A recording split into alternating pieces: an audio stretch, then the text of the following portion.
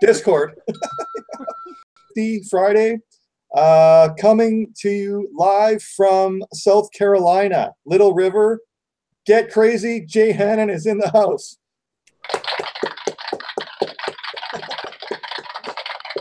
These are my fun bag feelers. Yeah. And we've got someone reporting. He's reporting from Santa Monica, California. The lead guitar player from the up-and-coming band, Nerd Halen, Caleb Rapoport, everybody.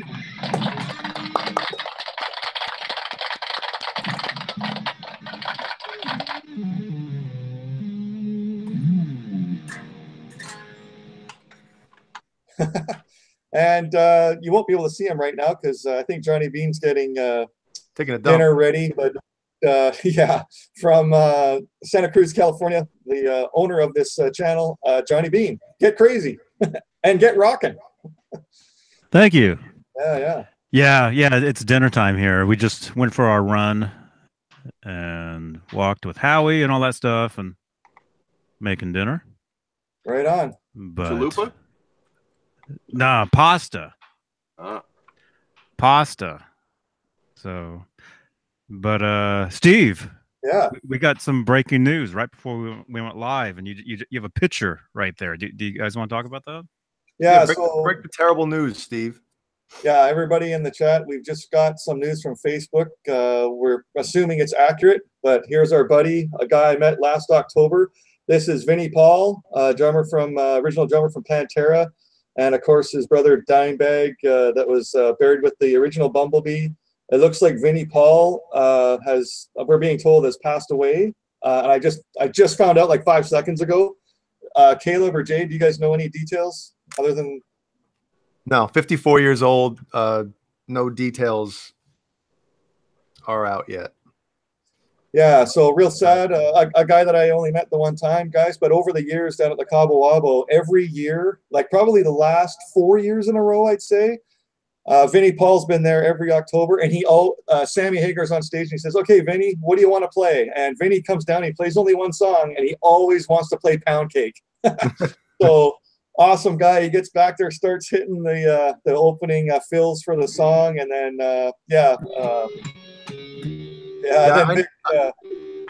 I never met him, but I heard through people that have met him that him and Dimebag were just super cool, down to earth, fun guys. So yeah, and just so everybody knows, this photo, this is taken at the 2 blocks from the cantina.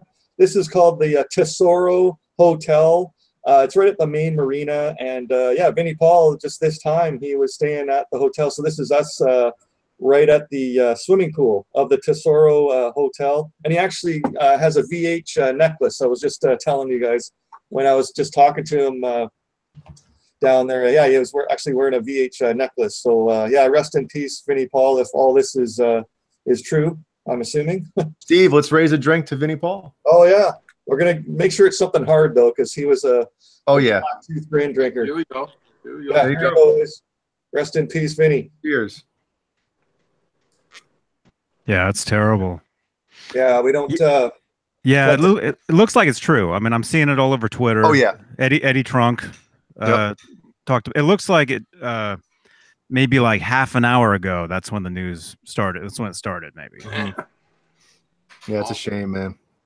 Yeah, it's unfortunately for us, as we're getting older, all these music heroes of ours the numbers seem to be rising. It seems like every year, but yeah, it's really sad. And anyway, tonight's show, guys, I want to go deeper into the Inside magazines. We're going to go deeper inside of the Inside magazine. Inside magazine. Some of you have seen a lot of the covers, so there's 16 of them, so we'll spread them out through the show. But there's the one I sent. JJ, say something. Oh, sorry. Yeah, there's 16 of them. Me and you got 2 of them. No, I'm joking. I know it's 16 issues, but it means you got 15 more. Jay, you have 15 more on the way. So as far as going deeper, guys, I know I posted actually on Nerd Halen every day for 16 days. I posted every one. I wanted Nerd Halen to start getting some action, so I posted every cover on there every single day for 16 days. I did it. And so now I wanted to go deeper into the magazines for everybody and show the centerfolds for each one of them. So I'll go into this one. You've probably seen this one before, but this is live from the Cabo Wabo Cantina. This would be 1992. Van Halen only played twice there. The opening was in 1990 in April, and this was 2 years later in 92. And that would be the last time that this version of Van Halen played there. And yeah, so that's a good shot. Eddie with the red Ernie Ball Music Man. And yeah, good times. Wow. So that's the first one. That's from spring 1995, that issue. Yeah. And the guy who organized that was our friend Jeff Hausman from the Van Halen news desk and the Van Halen store. Yeah, he was the master craftsman of that magazine. He's a good friend of mine. And yeah, so that was issue 1. Caleb, do you have any news you want to let anybody know about? Do you have anything with the guitar leads coming up? Issue or what, volume 3, I guess. Still trying to land my subject. So oh, okay. I will let you all know as it unfolds. But I hope to have somebody lined up here soon. Get another episode cranking. There you go. Oh, but I do know you posted on Facebook. Apparently, did you find a new bass player for Nerd Halen? What was that all about? Yes, well, it's the guy I've been playing with here for a few months. But he had to do like a video for like a class he's in, like on an online university or something, and so I gave him the idea, why don't we just announce that you're in Nerd Halen? And he thought it was great. So we made a little video, and it's on the Nerd Halen Facebook page. You can go there and check it out. It's really corny and kind of stupid, but kind of funny too. And his name's Andre Holmes, and he's an old friend. He was the bass player in the band in the theater company I was in, or still am in, sort of. They're called Troubadour Theater Company here in Southern California. And so I've known him for years, and I ran into him earlier in the year, and I mentioned the idea of Nerd Halen to him, and he thought it was pretty good. So he wanted to be a part of it, and we are working together on Nerd Halen. Yeah. And is there any updates on the drummer situation? Coming along. Okay. It's all coming along. There will be more videos and more little sneak peeks as it builds and builds. So follow us along. Like the Nerd Halen page, like the Nerd Halen Instagram. Yeah. Even a Twitter account. It's gonna be big. It's gonna be fun. I like that video. Mm-hmm. I thought the video, I really like the theme of it or whatever, because I'm a huge fan of the old what do you call those? Silent films, because you guys know I'm a huge Charlie Chaplin fan, and actually that stuff goes back. I think to the early Chaplin stuff is kind of similar to that, and you know, where it has it's all piano music and then like the text, you know, the cards in between scenes and kind of thing. And so I really thought that was cool that you guys, that the video had that theme to it, and it's all over my pages. I know. I posted that thing everywhere. Awesome. You blasted it for me. Blasted, yeah. Blasted, as Adam Reaver would say. Blasted. Yeah. So, Jay Hannon, what's new in your world? You doing any recording right now? Any soundtrack type stuff? What's happening? Kinda. Okay. Working on two things right now, but nothing too outstanding or noteworthy. Okay, nothing you can mention really. Nah. How about a little of wait, how's it go again?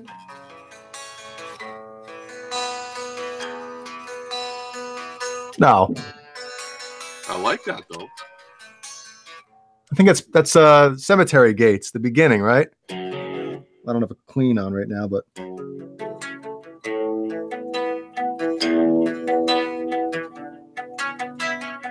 something like that, right? Yeah. That's awesome. Yeah, JJ's House of Jams here. He's saying that he's cranking that right now. Yeah. So in the house right now, we got Scott Nickerson, Bumble Bess, JJ House of Jams, of course. Fender Guru, all the way from New Zealand. And Quentin James. Yeah, Thomas Santiago.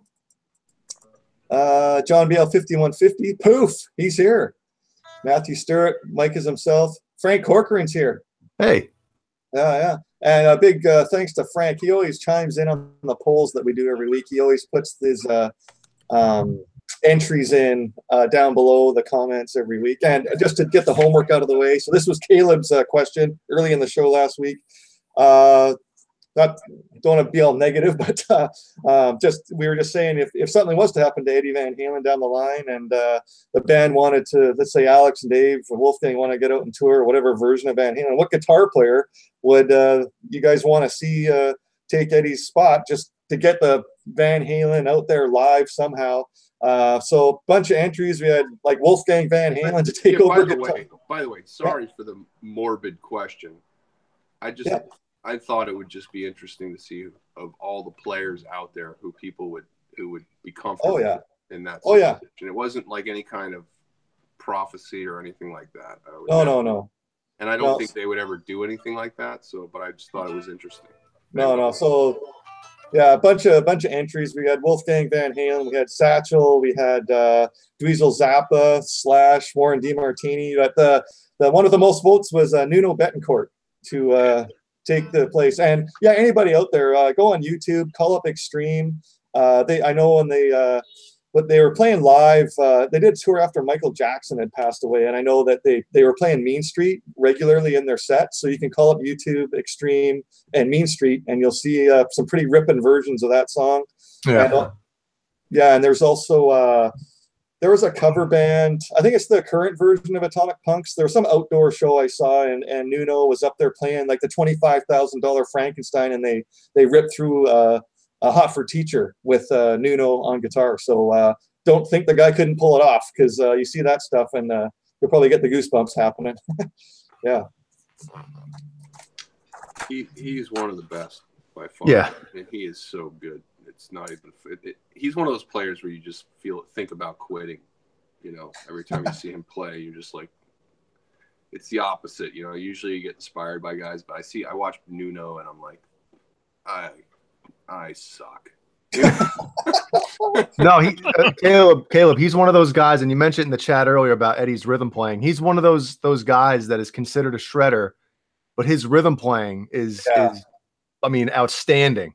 Yeah, that's what I was getting at, was some of the funky stuff that he can do. Like the Van Halen had a lot of those funky songs, and he has that funky rhythm and chops. You know that he could pull it off, right?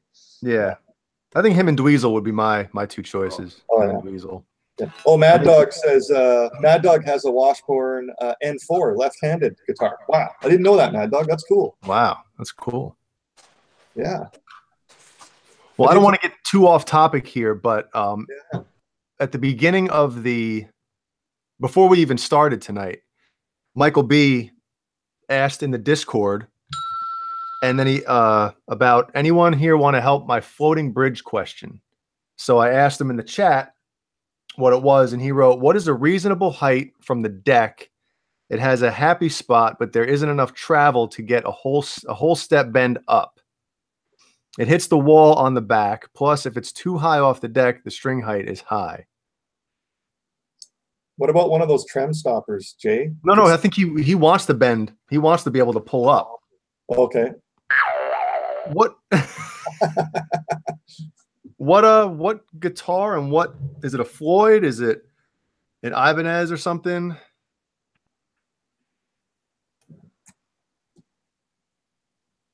Because I mean, that's where you can get it gets tricky with those things. Yeah, that's like my Ibanez RG750 was like that too, where you could bend it sort of both ways. Mm-hmm. Yeah.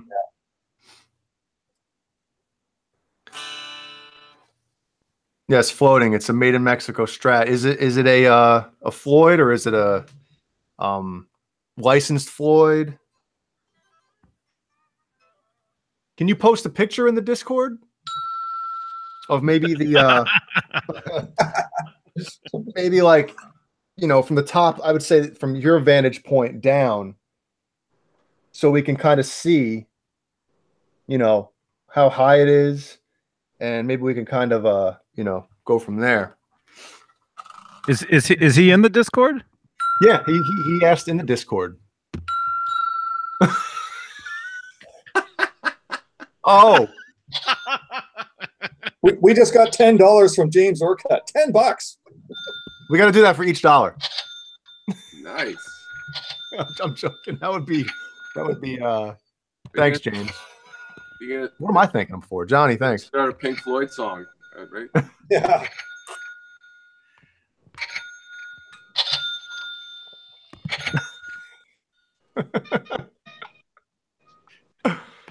So Caleb, you're not out on the road at all tonight. Oh my God, that sounded real and disgusting. Wow. He's gonna do it under the Fender text channel in the Discord. Damn it. You said text, right? Yeah.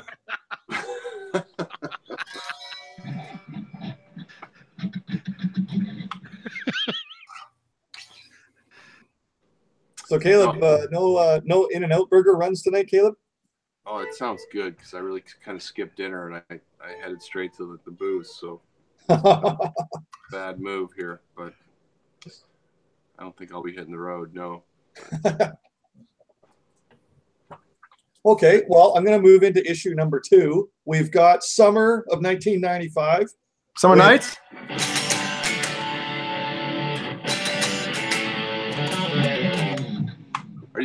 Are you standard? Yeah, I'm standard. Oh. Is that why it sounded like somebody was doing this? I got to switch guitar. The headline on this one is Wham Bam, Oh Amsterdam. So this is the tour for the Balance Tour still happening. Here's the cover, Eddie and Sammy live on stage. And I'll go to the centerfold. Yeah. So this is Eddie doing some kind of riffage, I guess, live on the Balance Tour. That might be during. Wait, hold on. EVH Gear just posted on Instagram. Someone check. Show, hold up.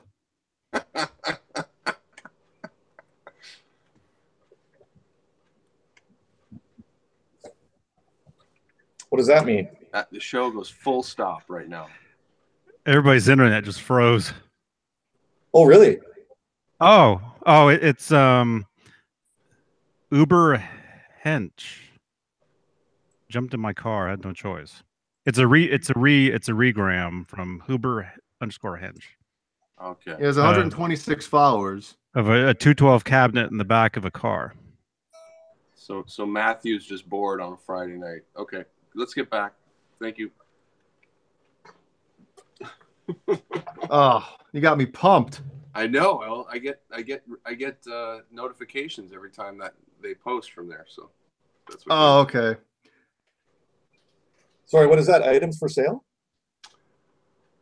Oh, the official EVH Instagram when they post something, I get a notification. Yeah, it's just Steve. It's just here's the picture. So they just reposted somebody's post. That's all. Oh, okay. But you never know. It could be like an announcement. That's why I said, wait a minute. Oh, yeah. Mm-hmm. Well, Caleb, remember when they remember when you were in their Instagram story Yes. during NAMM? Remember that? How could I forget, Johnny? Did you get the video? Because I captured the video and I think I think I did send it, but if I didn't, I have it. Okay, well, maybe you need to send that to me because I never got it. But but it was flattering. It wasn't quite as good as Eddie posting Stavko looking at a guitar. That was pretty funny. And nobody noticed him. Right. He took a picture in there and nobody saw him. Right. Yeah, that was so Posted funny. on his Instagram. And it's almost like, wait a minute, was Eddie back there just taking a picture? I think not, but I remember that. I was there. I was downstairs. I was there, man. I was there, and Eddie wasn't. Mm-hmm. And of course, when that gets posted, everybody messages me. Yeah. You know, Johnny, go up there. Johnny, run up there. Do you get notifications when they post? Yeah. Yeah, me too. Yeah. I've got Twitter, Facebook, Instagram. I've got all kinds of different accounts and stuff that I follow, and my phone is always going off nonstop. The Ed motorcycle post yesterday. I am so proud that I was the first comment on that. That made me very happy. But I should have said something like, "Be safe, Ed." Yeah. I'm convinced that he doesn't even read the comments. He probably didn't even post that picture. No, it's Janie, dude. Yeah.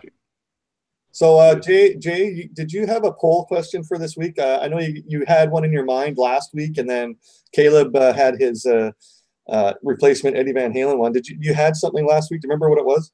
I did. Do you know what it was? If there was one Van Halen song that you could write, or that you would have written, what would it be? Now, obviously, if you're talking about, well, are we talking about money? Because then it would be Jump. Right? Huh? For residuals? Yeah, for residuals, it's Jump. But if it's not for residuals, it's just like, and not, don't pick Eruption, because of course we all wish we came up with something like that. Just to be proud of, to say I wrote that. I wrote that song.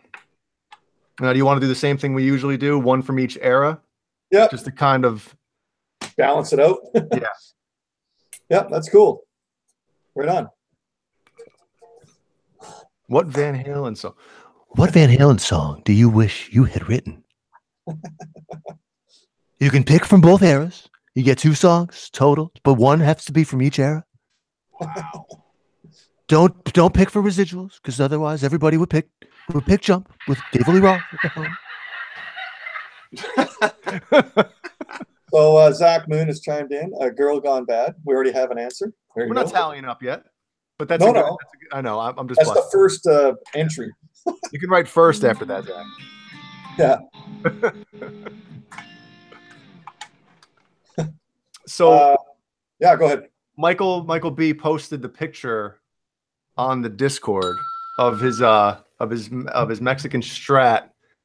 The angle is kind of like in the back here, but it looks like, Michael, looks like that bridge is like sitting forward a lot. You want to keep that thing kind of level. Yeah, especially for good action. Like, it's got to be kind of level, even with the surface. Yeah, because I know he wants to like pull up a lot, but that, I don't know. Oh, Can you set a better, like a picture of maybe the top down, and then one from like if you're playing it, kind of looking straight down? I'd also say maybe open the cavity in the back to see how many springs he's using. He wants to be able to pull up. Yeah, because some guys route it. Some guys use 2 springs, but sometimes you can add a third to have it pulled back more. Well, usually if it's floating, you're going to have 3 at the least, unless you have like high tension springs or something like that. Yeah, that's why guys did the cutaway route like in the mid '80s. That's why they did that, was so they could pull up. So if you wanted to really get into something like that, I would bring it in and have someone route it for you. Yeah, because look at the gems. That's why those routes, those trem routes on the gems. That those things go way back. Yep. He said he doesn't. I don't want it that high. Are you talking about the action, or are you talking about?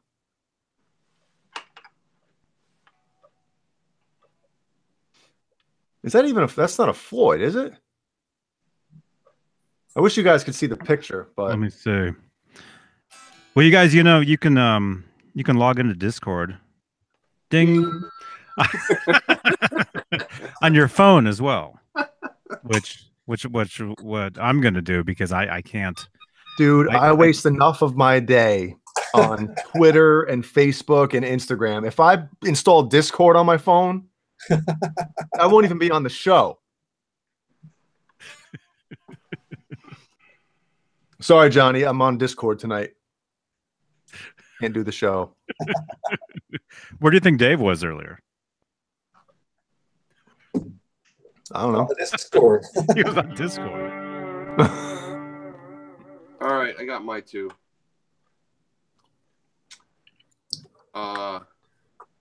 Unchained and 5150. Right on. You know, those might be mine as well. Taken by Jay. Yeah. Sorry, Jay. I wanted to beat you. Oh, I can't. Okay, I can't pick the same ones. Okay, No, how you about you can. But how about Oh, you can vote for whatever you want. That's the point. We want to have a winner in this. yeah, pick the same ones. If those are your same ones, then pick them. well, 5150 is probably my favorite Sammy era song. Might even be my favorite Van Halen song. But I mean, if you think about songwriting, just songwriting in general, I mean, I know it's not a guitar-driven song, but right now, holy crap, like that is a perfectly written song. Well, I personally think Unchained is the greatest riff in history. You know, it's definitely up there, and it has the greatest tone. It's insane. You know, the riff he's playing under the verses, it's like, oh, it's so mean and dirty and anyway, there you go. That's my thought.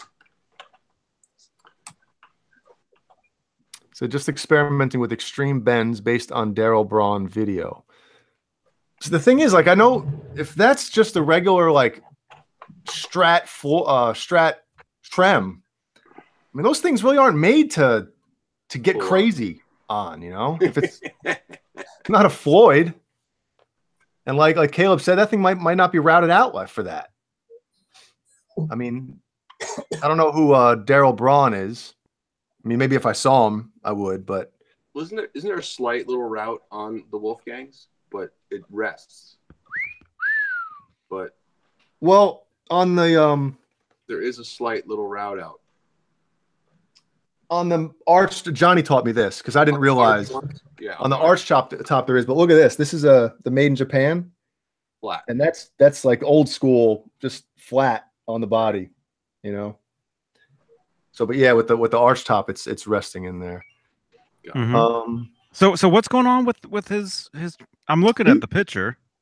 I mean, it looks like the bridge is. It's like that. The bridge is it's sticking up a little bit. Yeah, in the back, it looks like it's pulled forward. Yeah. So, thank you, Fender Guru. I appreciate it. That is a true statement. You can read it in the chat. What did I miss? Oh, Fender Guru says, "Oh, on my Made in Japan, yes." Wait, his is routed? No, I see Caleb is right. That's what I was talking about. Caleb is right. Oh, that's what he sees all the time.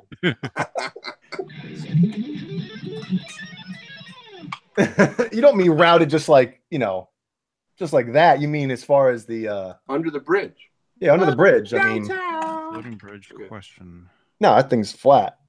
This is a happy position.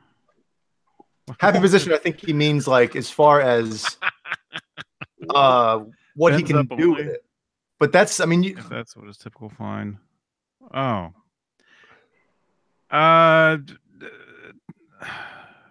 No, typically, no. Most Strats aren't set up like that. No. Is it a Floyd? Is it a Floyd?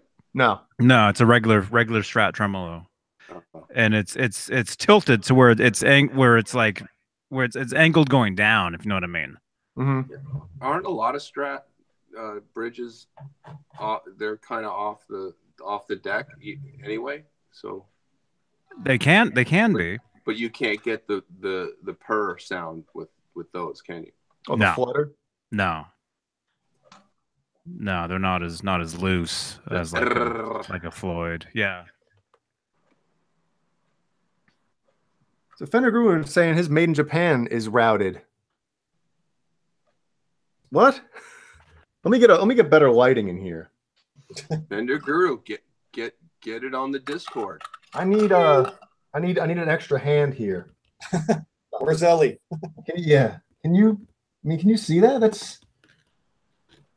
I'm gonna drop this damn guitar, man. There's nothing. There's just there's a route for the hole, like so the bottom of the trem goes in. There's no cutaway. There's a cutaway on the arch tops. Yeah, now let me grab the Archie bunker top. Yeah, and the cutaways, you know, on the American are real nice cutaways, and then you get to like that Indonesian cutaway, and you're like, you know, what's going on there? Looks like Helen Keller did it. Yes. All right. Let me see what we got here. So then this one is slightly, I mean, it is slightly, but it definitely is. Hold on. It looks like it is in the front of it. So now I can, yeah, I got to, hold on. Let me flip it. Let me flip it, check it, hot step it. Don't drop that one. I'm not left-handed. This is going to be hard to. Yeah, there's a cutaway. The slight cutaway. Yeah. Wait. I almost got it. Oh my God. You can see that one, right? Yeah. That has a cutaway. With the light, it actually blends in. You see it, but yeah, without the light, you see it better. There it is. Like right there. Yeah, right It there. splits the white stripe right there. Here, let me back up and show you how I look right now. This is how I was doing it. Thumbnail. Oh man. You're like Igor from Young Master. Hold on. Put it back. Master. Total. There's a Ralph for the Tram Master. Funny, it was just on TV, The Hunchback from Notre Dame tonight. Hey, everybody. I'm talking about Young Frankenstein. Oh,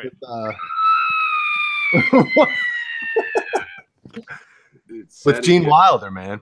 Sedative is the funniest delivery of anything ever. Sedative. Sedative. So yeah, Michael B. I mean that trem, for the most part, has got to be as even with the body as possible.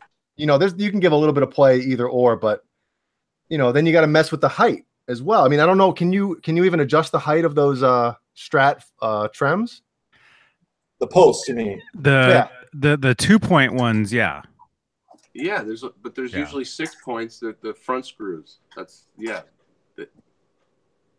I don't even know how that works. The original ones where it's all where there's 6 words. Need to post a picture to the Discord.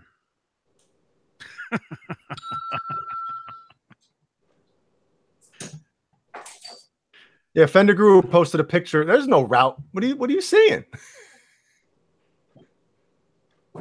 We're talking route for like so the tremolo can sit inside the body. Yeah. Not just for like the actual block. It's not like the old school, you know, Jackson from 1988 route, you know, where it was like a half-inch deep. It's like a slight little or if it's not like an Ibanez where, well, you can't. It's black on black. You can't be able to see that, but you know what I mean. It's not like it's a deep guttural route. Yeah.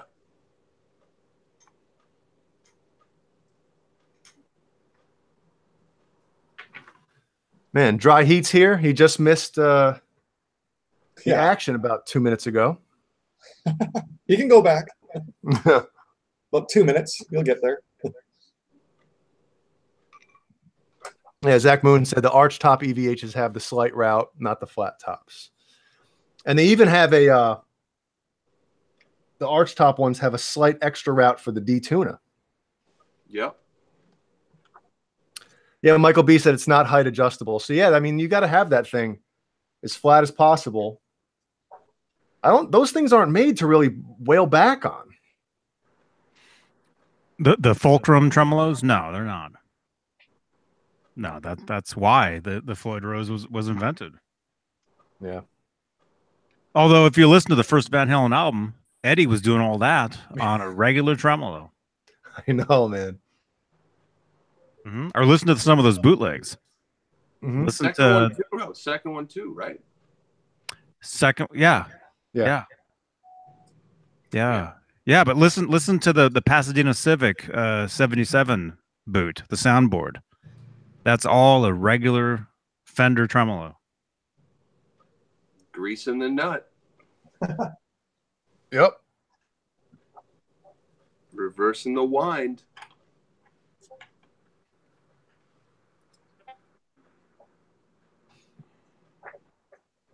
Okay, guys. Issue number 3.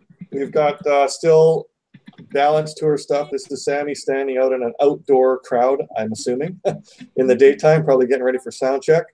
And this one had a Cabo San Lucas special, like what to do, where to stay, nightlife, all the clubs down there. So that's actually the centerfold is just information. It's got a bunch of photos on the sort of bottom 2/3 of it, random photos. It's not a big sort of centerfold of one shot.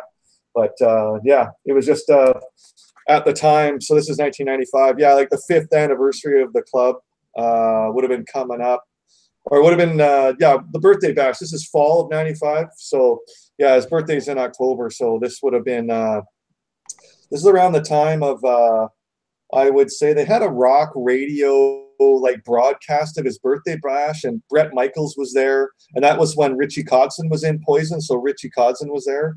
And yeah, so that's around that time. Ugh. Yeah. G. Butchnoff is in the house. Hey, G. Yeah. John Boulware's here. John, what up, man? Yeah. Frankenstein Friday, he calls it. And Mike is himself. I've ignored the question on, I think, 3 or 4 occasions tonight, and I guess I got to answer it. You'll notice that there's no USA Wolfgang there. Okay. Oh. It's actually back there. Oh. And it's going back. It's been floored. Huh? It's been floored. Yeah, it's been floored because I had to pack it up nice. Pack it up nice. It's getting I talked to EVH yesterday, and it's going back. You talked to Eddie Van Halen yesterday? Yes, I did. I said, Ed, come on, man. This guitar, it's got to go back to you. You know? So. He's like, Jay, yeah. I used it. I mean, I don't know what the big problem is. Yeah, doesn't it smell like grape? You know? Come on. It was my guitar. But, yeah, it's going back to EVH, and then I still have to figure out my next step is what guitar is next. I mean, I just got the white Wolfgang, so that's why I was asking earlier about the Kiesel. You know, maybe I'll see what EVH has in store for the next, you know, if they have anything coming out for Summer NAMM or Winter NAMM 2019. But it's not like I'm at a shortage of guitars right now. I mean, according to like Nesdal, I would be, or Steve, even Johnny for that matter. But I just got this a few weeks ago. I've been playing it a lot, and I'm super happy. So we'll see what happens. Thanks. Oops. Ouch. I would like to maybe just throw this out there. This is my old Telly that from Warmouth.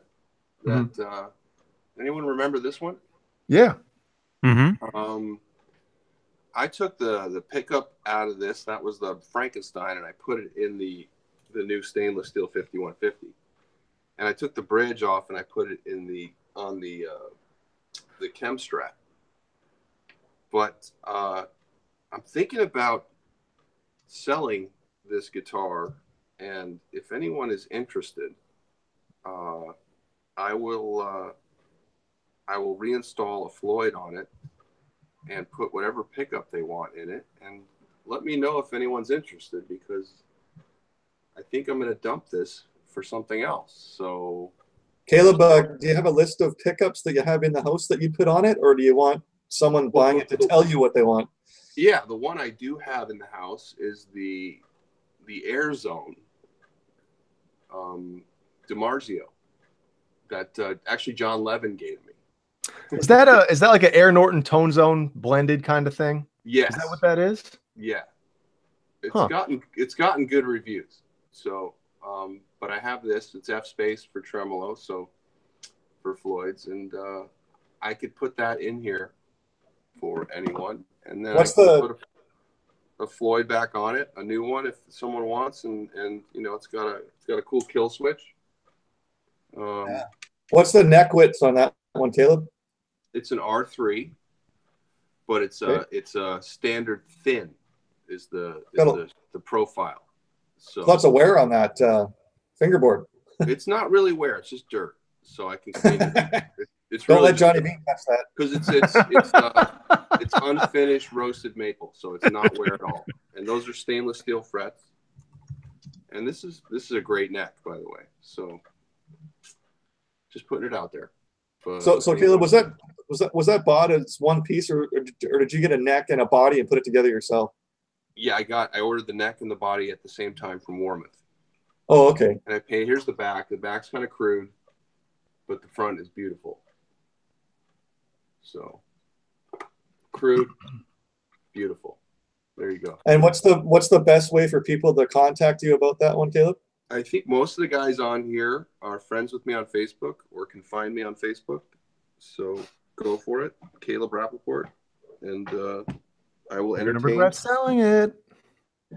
Yeah, but I'm gonna make another build, so it's gonna be fun. Hey, Caleb, Zach Moon in the chat just wants to see a close-up of the headstock. Is that possible on that one? Absolutely. Thanks. Hopefully I won't ding it up, grabbing it again. You can post pictures in the Discord. In the what? Ding? Thank you. There it is. These are stickers that can come off, by the way. So that's my son's name, Shen. So, but that's that. I've never heard that name before, Caleb. Where'd that come from? Oh, that's a long story, but I can get into that in a second. But it is the Late Show. It is the Late Show. It's just it's a telly, but it's roasted maple, so it's unfinished. This neck feels damn good. I mean, you're right. I'm gonna regret it, but there's things I have my eye on. So Caleb, can you give us a little synopsis of the next build you're gonna do, or do you want to wait to release that information? Yeah, I'll wait because there's so many different things I'm thinking about. I mean, Stofko's doing some stuff that's just off the charts. So I'm thinking, I'm thinking of maybe sending him something, a body and a neck for me, and tell him to get crazy. Get crazy, I might just do another 5150 just in different colors, and right on. We'll see. Yeah, you need a backup, right, for Nerd Halen? Well, I have one. Oh, that's right. But yes, there's no reason not to have another backup. So, Caleb, would you have any designs on building a Kramer 1984 with that paint job? The 1984, like a stainless steel 1984. Yeah. I'm just asking if did you like the paint design of the 1984 Kramer? I do.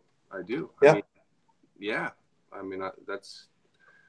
I don't know. It's kind of hard. I think the hard rock one is pretty cool too.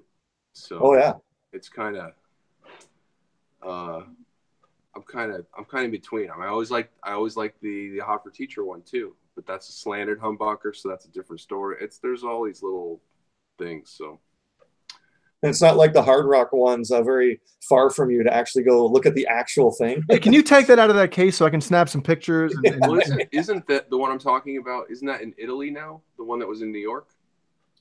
That was which one? The one that's in Johnny knows. Hollywood. There's one that's in Hollywood. One at the that's Hard in Rock. Hollywood, I think, is the Neptune. Yeah, the Neptune is in Hollywood. Yeah, and the New York Hard Rock is in Rome, I think now. The giveaway the giveaway one. Yeah. Whereas They look like the Hot for Teacher with the 2 stars on the headstock. That's the original '84 neck. The original 1984 guitar neck, is on that one. And in the interview, he says, "I painted them myself." I remember seeing that and going, "Okay, Ed." Yeah, that guitar is in Rome. Yeah, and when in Rome, he said it was his second favorite. Like, he wanted to keep his favorite, but this was his second favorite, and I was like, okay, maybe not. No way. Yeah, and in the chat, Zach Moon, just so you know, Rob Johnson did a 918V replica. That was one of the backups on the 5150 tour. Yes. So yeah, that's sort of the only one I think I've seen of that. It's Someone the actually only one in the band. That's what he used for drop A, right? For Good Enough. Or did he use 1984 for that? I still don't know. 1984. Yeah. But I mean, we've seen the 918V like live in concert. I don't know what song it was for, but yeah, I've seen pictures of it. There's a couple pictures of him playing that guitar. The only pictures I've ever seen. Yeah. Of him playing that guitar. And maybe if I can find them, I'll put them in the Discord. Now, Johnny, there's a couple of him playing that guitar without the stickers on them. Is it the same one? Because I know there are several backstage hanging with the same paint job. So, right. Is that another one that doesn't have the stickers, or did he play one that he really liked that was number 3 to him, and then he put stickers on him that one after he fell in love with that third band? Who knows? We had this conversation probably a couple years ago. Oh, in one of those radio interviews with Nesno? About that. Here's the picture Caleb's referring to. Yes. When there's 5,000 striped guitars hanging there. I put that in the Discord the other day. Yes, you did. Yes, you did, Steve. Sammy's got his 3 guitars, and Eddie's, was that 4? Yeah, so 918V should be behind 1984, technically. And there's also one behind Zeke. Yeah. You see the butt of it. And I've got another angle of that where it shows more maybe of the guitar. Maybe that's 918V. And we figured out what guitar that was, right? You did. Right, Steve? Yeah, yeah. Which one is that? See the first one hanging? One of those is the Steinberger backup with the trans trem on it. The first one hanging, Jay, is the 1984. Okay. Yeah. That's 1984, and it's possible the one right behind that is the 918V. Or is it the one that's behind Zeke? No, the one behind Zeke has a different tremolo on it. Is that kind of the like the trans? It has like a trans tremolo on it. That's, or something. That's the Steinberger backup. Where's that picture, Steve? It's in like Guitar World July 1985, and I'm not kidding. No, he's not. Never mind. Sorry.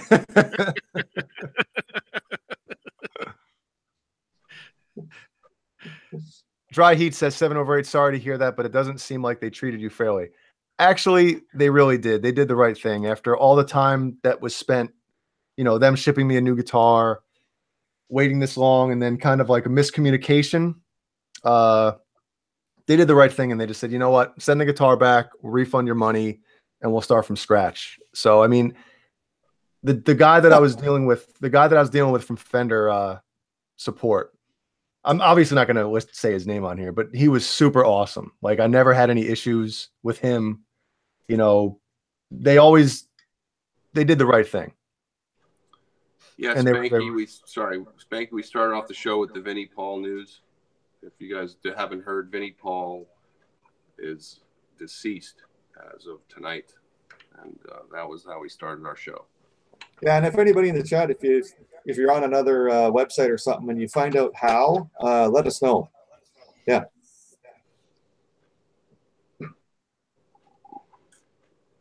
I always loved how the story where those guys were such Van Halen fans that whenever they were ready to go on, they got in their, everyone gets in their little huddle. Whoever's played in the band, they get in a huddle right before they go out. And Dimebag would always say Van Halen, and then they would go out on stage. So technically his last words were Van Halen, Dimebag's. So I always thought that was pretty neat. Yeah. Okay, boys, we got, what is this? Issue number 4, Winter 1996. This is Eddie on the cover with, I guess we call this the tape guitar, sitting backstage. Yes. And yeah, I guess, Caleb, this is probably on the Diver Down tour because of the outfit he's wearing. Yeah, and the shots of him going out were he was always going out on stage with that. So my thought is that they were going out to play Unchained with a drop D tuning, and then he would switch to Frankenstein. Wow. Look at that. They did open with Romeo Delight too on that tour, but it seems like if he's using that guitar for something, it's probably in the drop D situation. Yeah, and here's the centerfold, guys. It's one of those comparison things at the time. Eddie in 1978, and then this would be Eddie in around 1995. Yep. So I know we see those a lot on Facebook, guys. Put up photos of them now and photos of them way back when. It's kind of funny. But yeah, that's the centerfold of this one. Anybody ever get one of those mechanic shirts? I never did, no. Yeah. Jared, I had one. What color? You have one?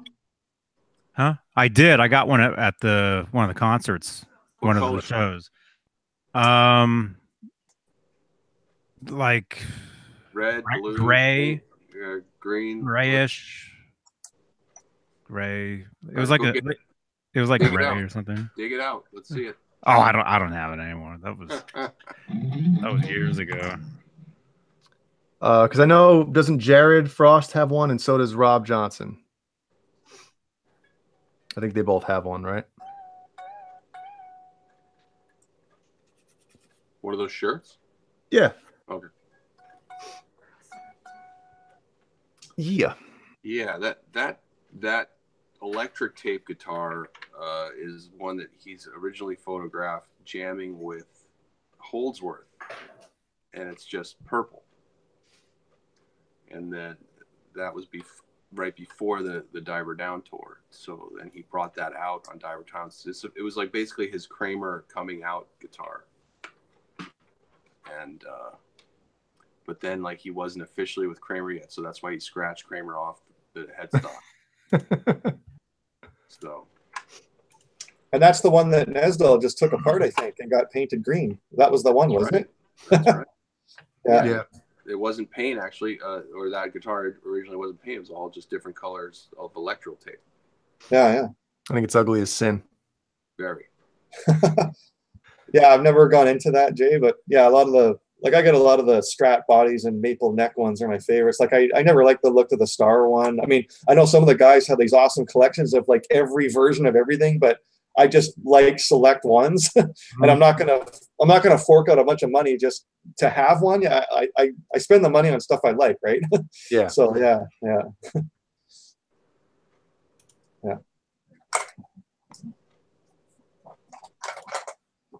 Okay, issue number 5, spring '96. This one is titled. I'm sorry. You read that? Okay. Oh, what's he drinking? I want some of it. Yeah. Well, that's like straight from the promo days, man. Yeah, I almost want to hear like a direct read of that. Like, let's. Never mind. Sorry, here's the cover. This is issue number 5. It looks like it's outside the 5150. This is a pretty cool shot of the guys.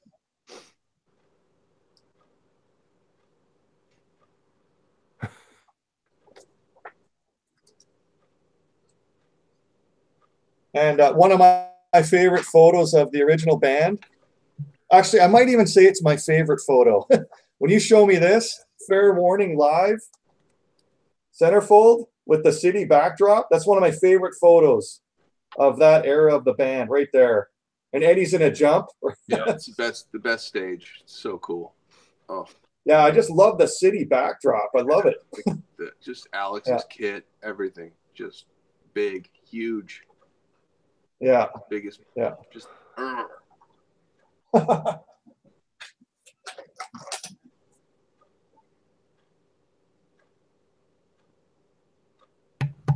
Man, I shouldn't have muted the microphone. So Caleb, did you see the message then there from John Boulware? He might have somebody that's interested in that guitar of yours. Yeah. Mm-hmm. Yeah. It would. I just put that to shame. I should have left the microphone on.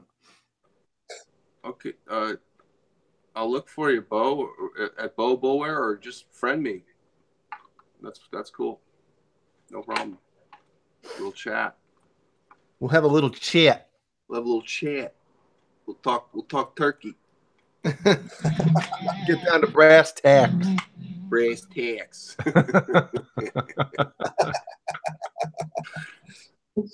It's funny, when I was showing my guitar collection the very first time I was on here, like back in December, I showed like 24 guitars. I get to the 25th one. It's the EVH 5150. And Jay, I never forget it. He goes, okay, let's get down to brass tacks here, because all of a sudden they're 5150. Yep. Yeah.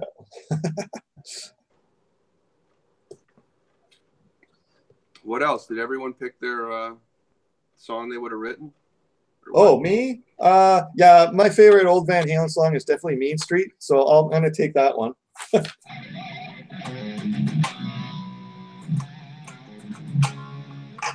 And my favorite Van Hagar song is Cabo Wabo, so it'll be that one. I always dug the hiccup sound he made, because it was total hiccup.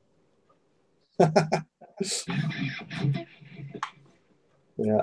Hey, Vintage Sounds is in the house. Okay, we're going into what are we at? Issue number 6, fall of '96, and now we don't know what's going on with the band. So it has a picture of the band with David Lee Roth and a big question mark. Is this going to be the new Van Halen? So this is around the time of the whatever that award show was, when all of a sudden they presented Dave, and is he going to be in the band? Isn't he going to be in the band? We sort of didn't know what was happening. Yeah. I'll tell a story about that. I was the tour manager for Tonic. We were in a van, you know, down by the river. No, I'm just kidding. Somewhere in the middle of Nebraska, and you know, we were listening to rock radio because the band was just getting their music on the radio. So we kept monitoring all the rock stations that we were driving, all the areas we were driving through, and they said that David Lee Roth was back, you know, with Van Halen. And I just remember hearing that, and I thought I was dreaming. I thought I was hallucinating. and like, you know, 10 years, you're thinking, this is happening, you know, like now, like, I don't know. Does anyone else remember hearing that news, like, in real time, and how they felt? Because I couldn't believe it. Yeah, so for me, Caleb, like for me and Jay, a couple of other guys, we didn't really come into Van Halen until 5150. So sort of Sammy Hagar was our singer, and all the time at that time, especially the 5150 tour, like all the sort of interviews you'd see with them on the tour, where they kind of like David Lee who, like they always sort of bashed him and don't mention his name ever, and that went on through OU 812, and then yeah, then like you said, all of a sudden he's back, and you're just sitting there going, man, like, how is this happening? And then just after that, then I'd see interviews with them, and they'd say, oh, well, if we went back with Dave, that would be like going backwards. That's not progress. We want to go forward. And then next thing was Gary Sharon. So we're like, it was such a weird time. Yeah. Well, my brother was a Van Halen fan. So I remember hearing, you know, Fair Warning and Van Halen 2 and 85. I remember when 84 came out. Or I remember when my brother went to the store to buy it. But I was born in 77, so I mean, I didn't know what the hell was going on. I knew that, hey, my brother thinks this band's cool. They got to be cool, and I remember listening to them. But I wasn't like at that age where like, oh, that's my Van Halen, you know. So I think we're of that generation where we're lucky enough to love both eras. You know, I couldn't imagine hating Sammy era because I love Dave so much. Like I couldn't. It's like it almost feel like robbed of great music. You know. Yeah. Yeah. I mean, I never hated Sammy. I you know, like I always said on the show, whatever Ed was doing, I was into. But just, you know, you always wanted the original 4 to finish, you know, like it felt like it was unfinished business, you know, to me. So.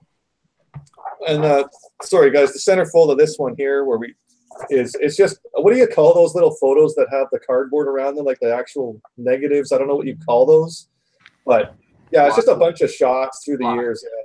They're called slides. Oh yeah, the slides, sorry. Yeah, it's just a bunch of shots of the slides and stuff. All the years are covered in there, so yeah. We had a slide machine when I was a kid, by the way, so I just yeah, I didn't see many of them, I guess. I did, because I was the one that had to load it. I just started. What have you been doing this whole time? He's eating pasta.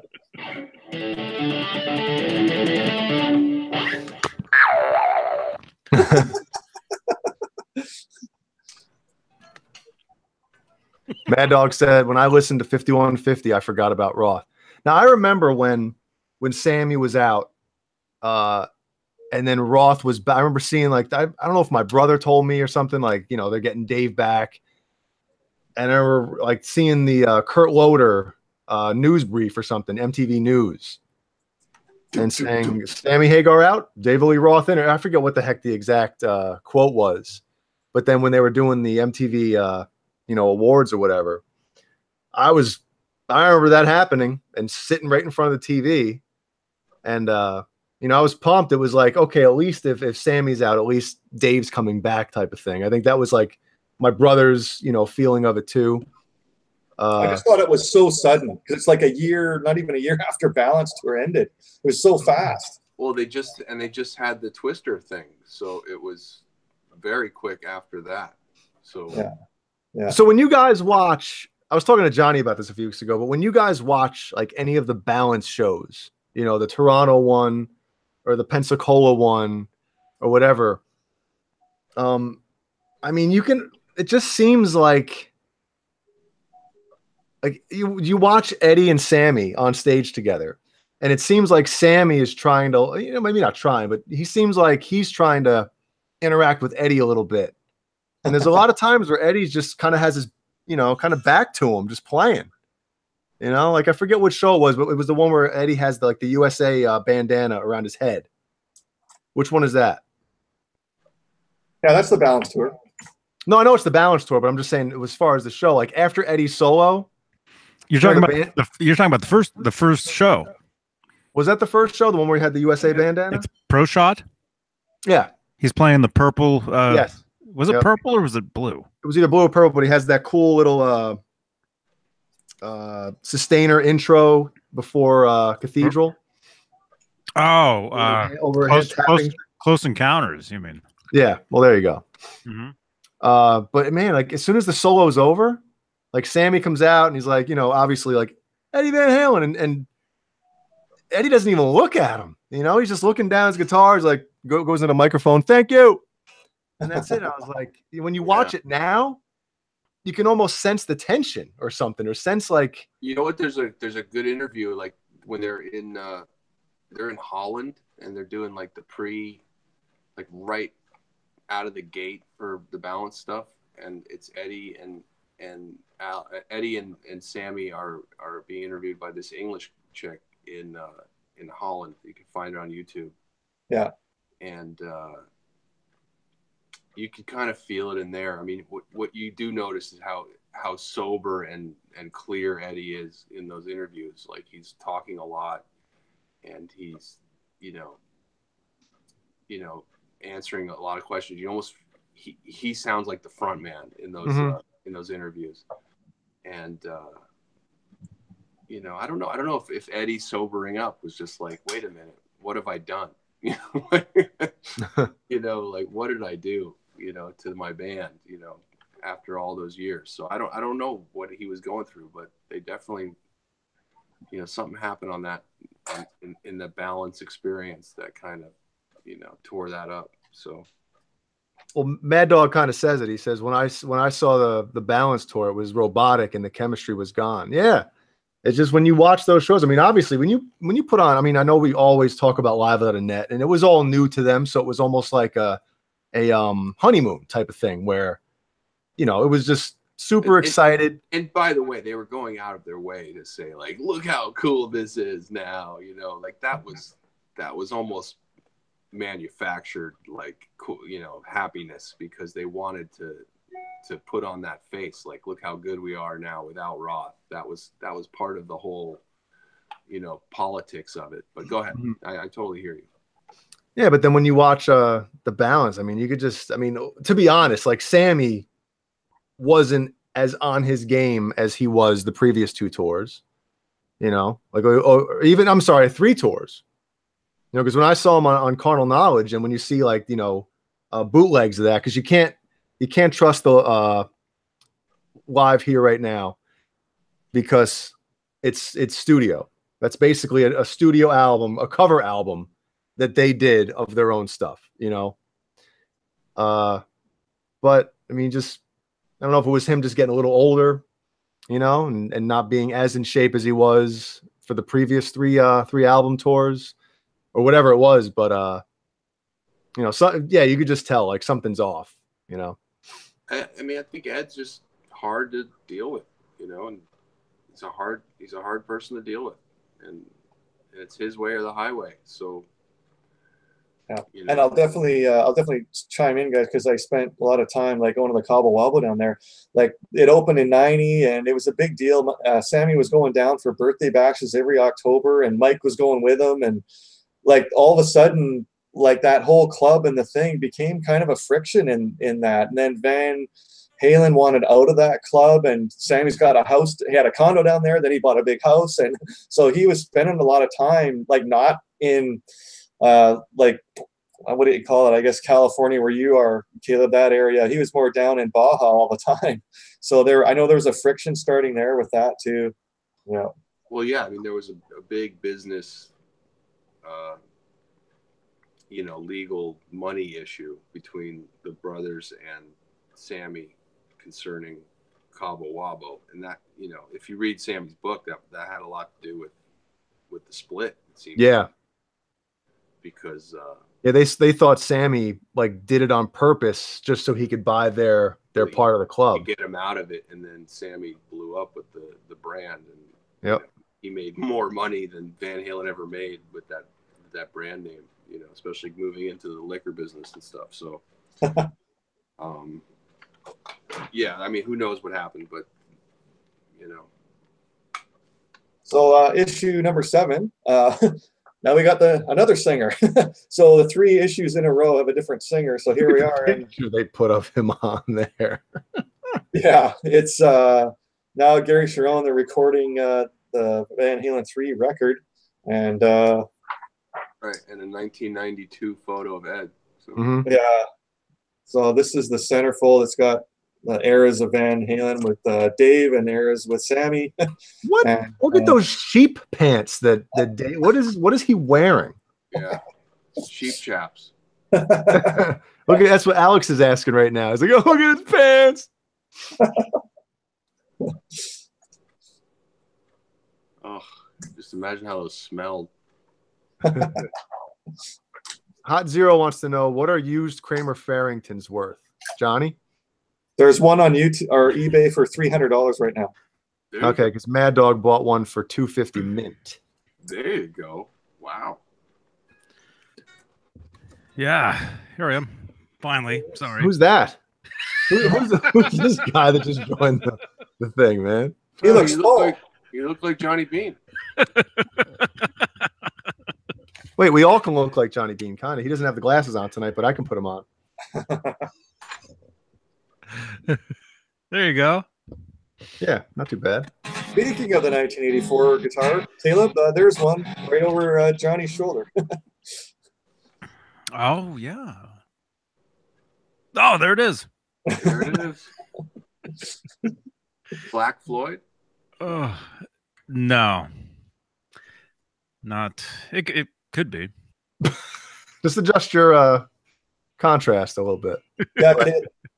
Yeah, Caleb. So that version of that guitar on the 1984 tour had the chrome hardware and the 2-star headstock. And then 1986 on the 5150 tour, different neck. the 2-star headstock neck was gone, and then it was black hardware.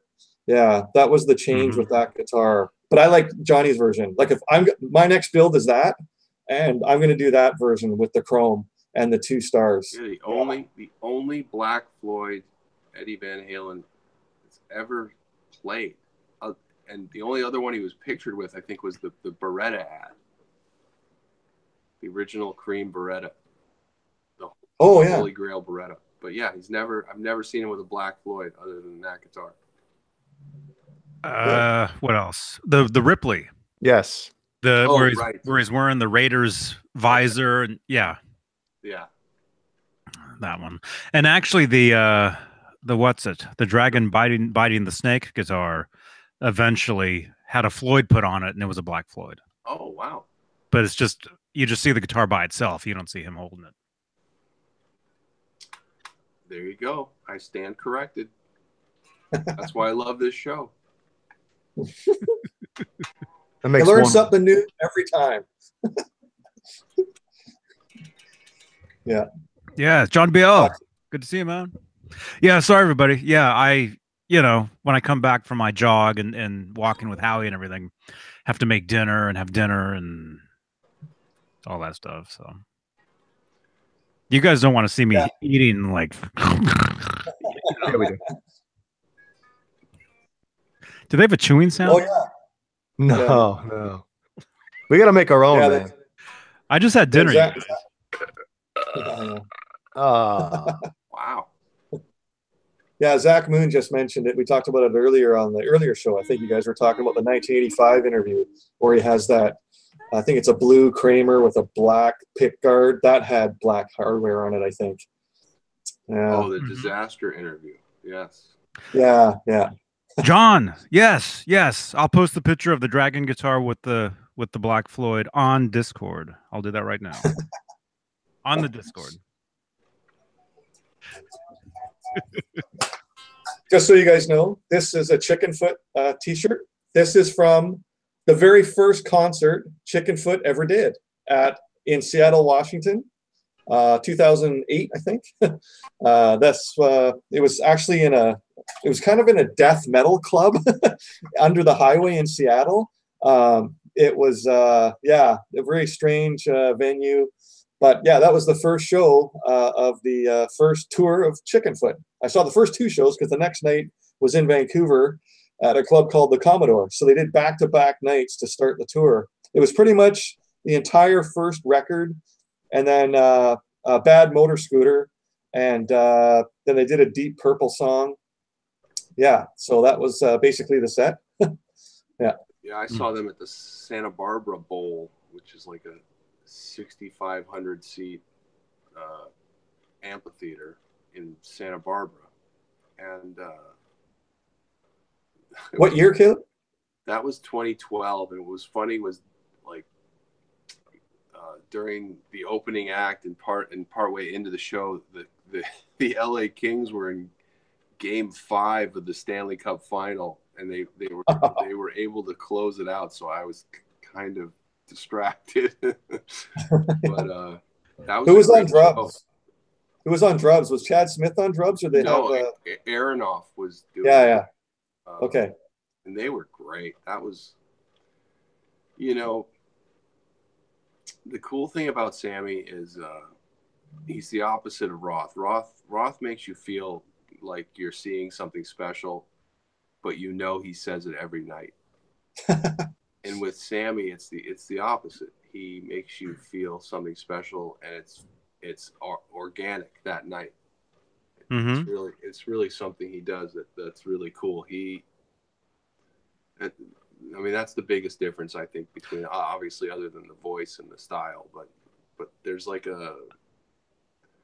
there's a realness to Sammy live that is really special to his own personality and just the person he is. He's a real dude that is not just doing a show. He's almost like a fan that's just up on stage playing, and he's not the guy that's going, they're here to see me. He's here to see them. You know, he appreciates that you're there, sort of thing. Yeah. Yeah, he's there to see you. You know, so it's different. That's Mm-hmm. what I can give Sammy that I can't give Dave.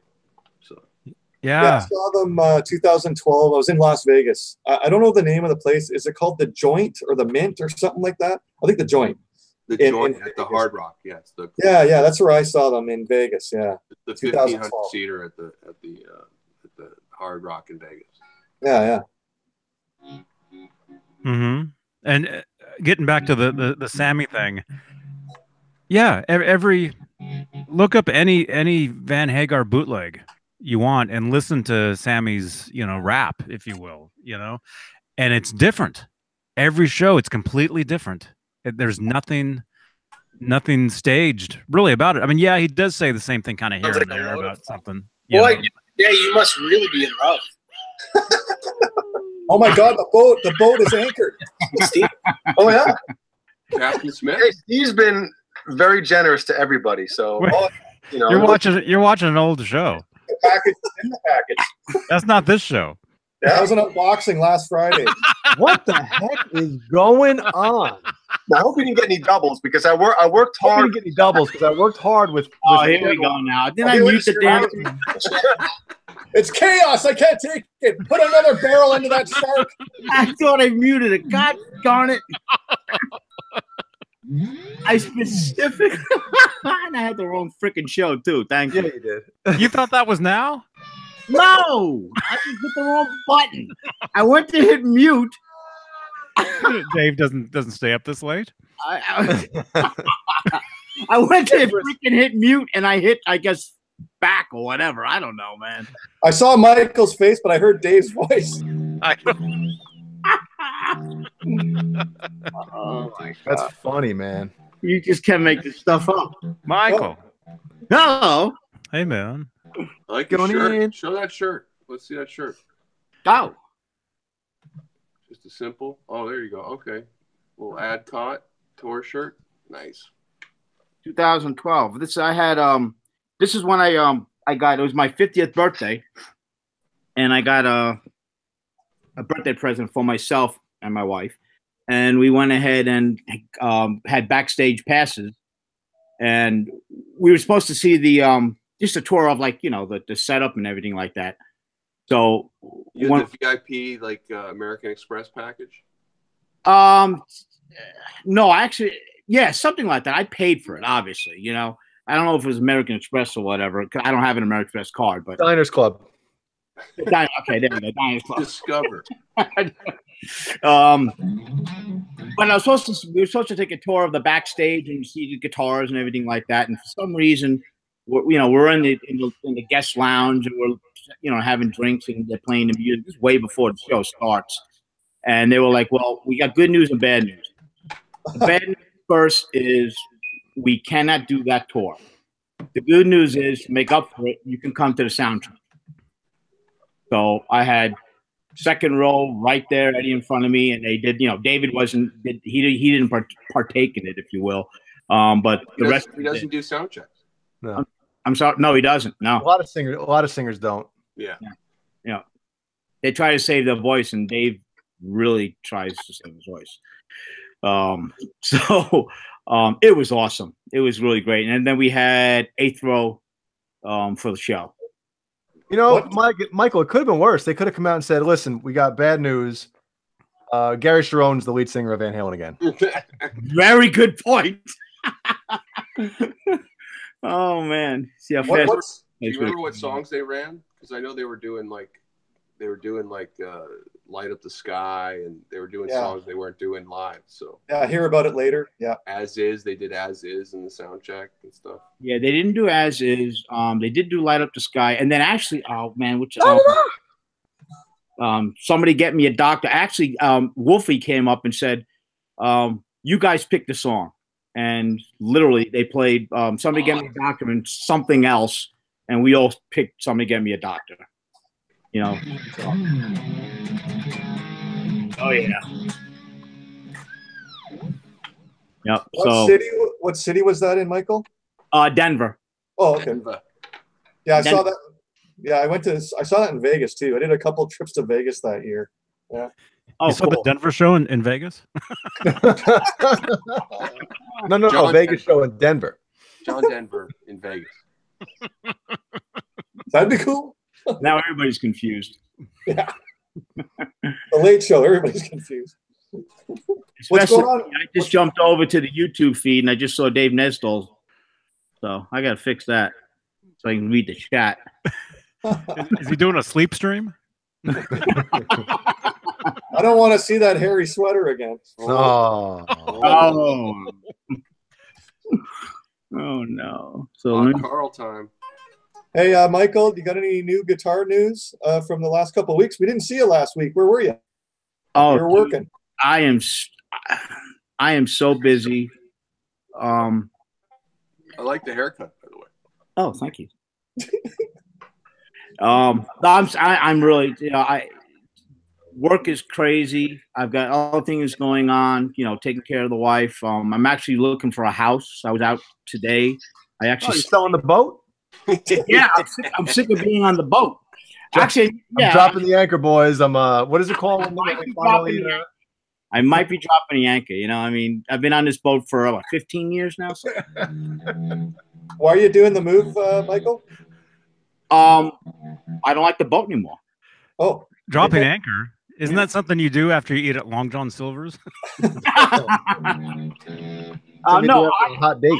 honestly, ever since I've moved out here to Colorado, I've been renting. So, and I think you guys know I have the house back in Long Island, and I'm renting that out. So my wife has been pushing a lot. I wanted to buy because it's a sweet deal where I'm at. I wanted to stay here and get investment property, but she wants to buy a house. So I'm like, okay, no problem.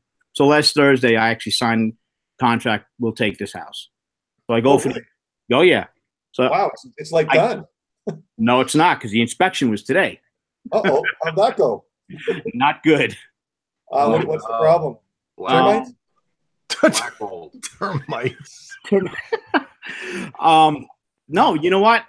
And we've seen so many houses. I've turned a lot of them down because, for a living, I inspect stuff, right? I'm by nature, I'm curious. I inspect the loaf of bread when I take it out of the cupboard. I got to make sure there's no mold on it. That's I do that all the time. You do, absolutely. I inspect the what do you call those things?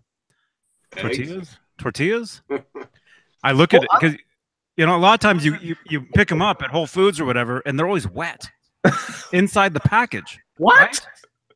Yeah, that's because Tortillas, right? they come to you sort of at between 0 and 4 degrees, like a dairy product. Tortillas do. Really? Yeah. So it's condensation? Yes. Oh. That's the word for today. Condensation. Every time somebody says it, you have to. No, that's the. No, that's the app.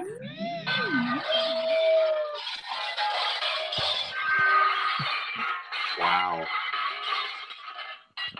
So Michael, continue. Johnny, These boxes are Nesdall replacements.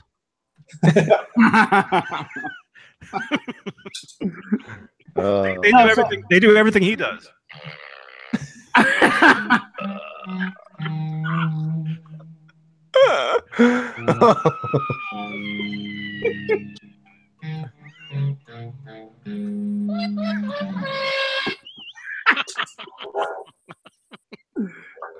Keep going. No, so yeah, when I inspect the tortillas when they're wet, I look and make sure there's no green spots. Oh yeah. So there you go. And eggs. I always open the carton to make sure there's not a cracked one. Spin them around. I open up the box and make sure there's not a cracked one. Yeah. There you go. Talk about coming in hot. Yeah. Okay, Michael, you got any guitar news? Wait. He was still. We're talking inspections. Okay, go ahead. Well, whatever. So the point is that I've looked at a bunch of houses and I'm like, no, this is not good. This is not good. Foundation stuff, right? Out here in Colorado, they have a special kind of soil. It literally is like a sponge, right? So when it rains, it's dry out here. But when it rains, it expands, and then obviously it contracts out and in, out and in. That's just this part of the country. So this house, against my better judgment, I saw a crack in the foundation. I'm like, you know, it could be this, could be that. They did some work on it, so I'm like, maybe they took care of it.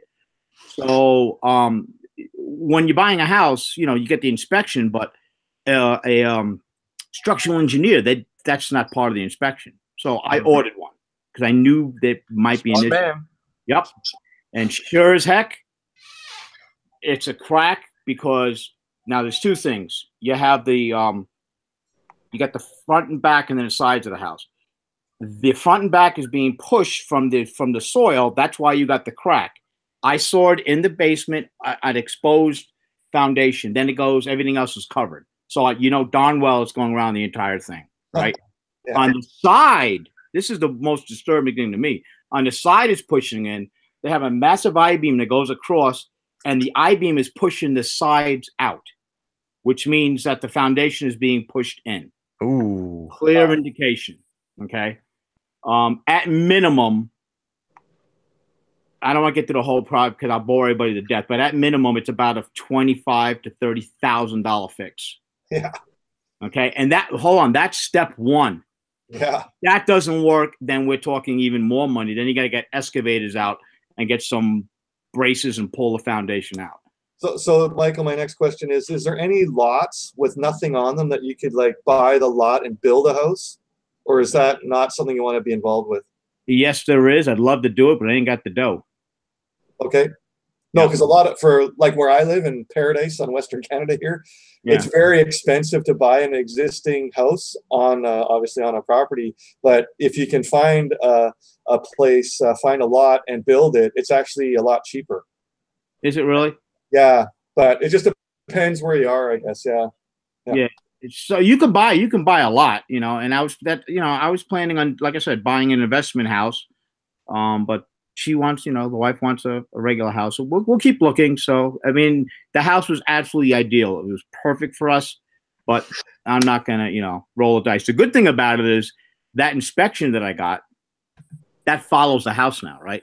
Mm-hmm. So it's going to protect the next person coming in. Oh, yeah. That's good. And I feel good about that somebody else is not going to get ripped off. Yeah. Hey, Jay, can I ask Jay what happened with that fence issue you had? Fence issue? You had a fence you were putting up or something around your place, and someone was jerking you around a bit? No? I thought there was a fence problem. Yeah. We're getting a fence put up. I'm just trying to think of the fence. This show should be on Sunday morning at 8 o'clock. All right, I'm continuing on with this now. Okay. House. Everybody out there, this is a really good trivia thing when you're at a bar, you want to make some money. The only issue of the Inside magazine that had a protective cover, which is just this sheet, issue number 8 out of 16 had a protective cover, and it's got a cool cover. Another favorite shot is David Lee Roth on a skateboard outside of his dad's mansion. Yeah. That's a pretty cool shot. And there's also another shot of the band standing at the steps. I wish that had been used somewhere on one of the album covers too. It's in black and white. One of the photos I've seen of them outside Dave's his dad's mansion. Yeah. Anyway. The protective cover. Yeah. Who ordered that? I don't know. And here's a shot of the band live. Want to tell me what tour this is, boys? This live shot, what tour that would be? 82. I mean, 79. Sorry. There you go. Look at Eddie's guitar, right? Yeah. Oh, look at that. Nice. Yeah. 82. I think it's 78. They played some shows where he played a Les Paul. Yeah, and look at the backdrop with the VH logo. Oh, yeah, that's right. That is a 78. Sorry, probably towards the end. Yeah. He even had Bumblebee on the last few shows of the 78, apparently. Oh, is that right? Mm-hmm. Yeah. Over when they played like in England. Oh, okay. Yeah. Cool. So, Michael, the last 2 weeks you've been busy with houses, but what about guitar stuff, Michael? Did you get any unboxing type stuff? Actually, Yes. I do have a I gotta say it's quiet because the wife doesn't know yet, although she'll probably. This is what I'm talking about. The good stuff. I do have a new guitar coming out. My next few weeks is crazy. I'm going to be in Kansas City next week. Then I'm home for a week. Then I'm in freaking St. Louis. I come home for the weekend. Then I'm in Des Moines, Iowa. So where is this guitar being delivered? It's going to say again. Where is this guitar being delivered? It's going to be held at the FedEx box where it arrives on Tuesdays at the store. And then when I get home next Friday from KC, it's going to be in the garage for a month. I'm going to go by and pick it up and then deal with the repercussions after that. So. Well, hey, you know what? Oh, never mind. I don't even want to. Go there. No. You ain't doing that to me, man. It's the same color as the other one, right? Hey, your wife is making you not get a whatchamacallit house. So you know what? That's the trade-off. You get a guitar. You, my friend, know exactly what I'm thinking of. Yep. Exactly. Yep. Yep. Hey, so I got a guitar. I was planning on retiring in a couple of years because we were going to get an investment house, but now I can't retire. So guess what? I'm getting a guitar. Exactly. And there's 40 more to come. How like that? And I'm so stoked. I don't want to say anything yet because I think you guys will be pumped. I cannot wait to get this guitar, man. Exactly. Wait a minute. I know what it is. So do I. I'm not going to say anything. Okay. Me neither. I know you guys probably. I know what it is. Where's the zipper? The zipper sound effect. I'm thinking.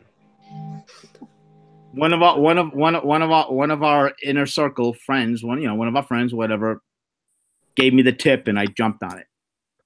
Just the tip, huh?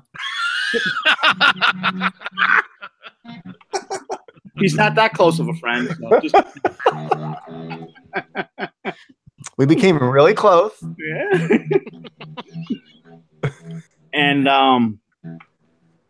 And Jay knows a little bit of the backstory and something else to that. So, but we'll get into that another time. He course. The plot thickens. Yeah. But yeah, well, it'll all come out. But this, if I got it, okay, I got it off of Craigslist, right? So, that's why I want to hold off because it's either going to be super awesome or it's going to be like a box of rocks. No. So, but this guy, I spoke to him and everything. It seems totally on the up and up. And I'll give you the whole backstory to the guitar if it's what he said it is, and it's going to be awesome. So. Fingers crossed. Gotta open it on the show, man. Fingers crossed emoji. Exactly. So that's my guitar news preview. Right on. It hasn't happened yet. But by the way, Mike, I'm so glad Captain Smith has stuck. I want to take credit for that, by the way. Yeah, you created a monster, bro. That is awesome. Thank you. Captain Smith. Yeah. It's funny because whenever you come into the chat room, or even not in the chat room, like if I'm watching Mr. Coombsy, Ben Combs, if he mentions you, he goes, the captain. Yep. That's right. Yeah. That's awesome. Yeah. Well, what's good about it is, I mean, Michael Smith's probably the most bland name on the planet. Yeah. There's probably 17 million Michael Smiths. And that's just in Colorado. Right. And now you have an identity. You're Captain Smith. It's cool. Yeah. Well, I mean, there's Steve Andersen too. I mean, how many? Yeah. No, but Michael Smith. Like when I go to a hotel, that's what I put in the register. What's your name in the hotel? Michael Smith. I put in Captain Smith. Yeah. I don't. And that's probably, and part of the reason why I'm pissed. I really wanted that house, but it wouldn't have set up like this. I mean, I need something like this. Otherwise, the identity is blown. The slot brown curtains, yes. Oh, it would have been crooked. Oh, well, this is not just brown curtains now. Yeah. I'm gonna ship. It's not that. It's the angle. I think the angle. Not what it is, really. If you change the angle, it wouldn't look like a boat. For some reason, that angle looks like a boat. Now I'm on land. Now I'm on sea. Land, sea, and air. Where's the air? Where's the air angle?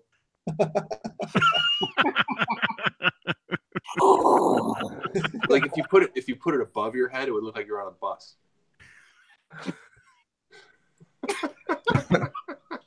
Bumpy road.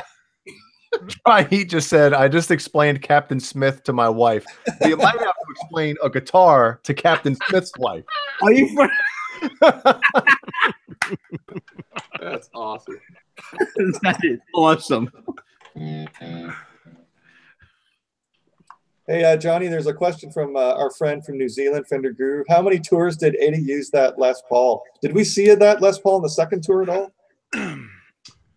I don't think so. No.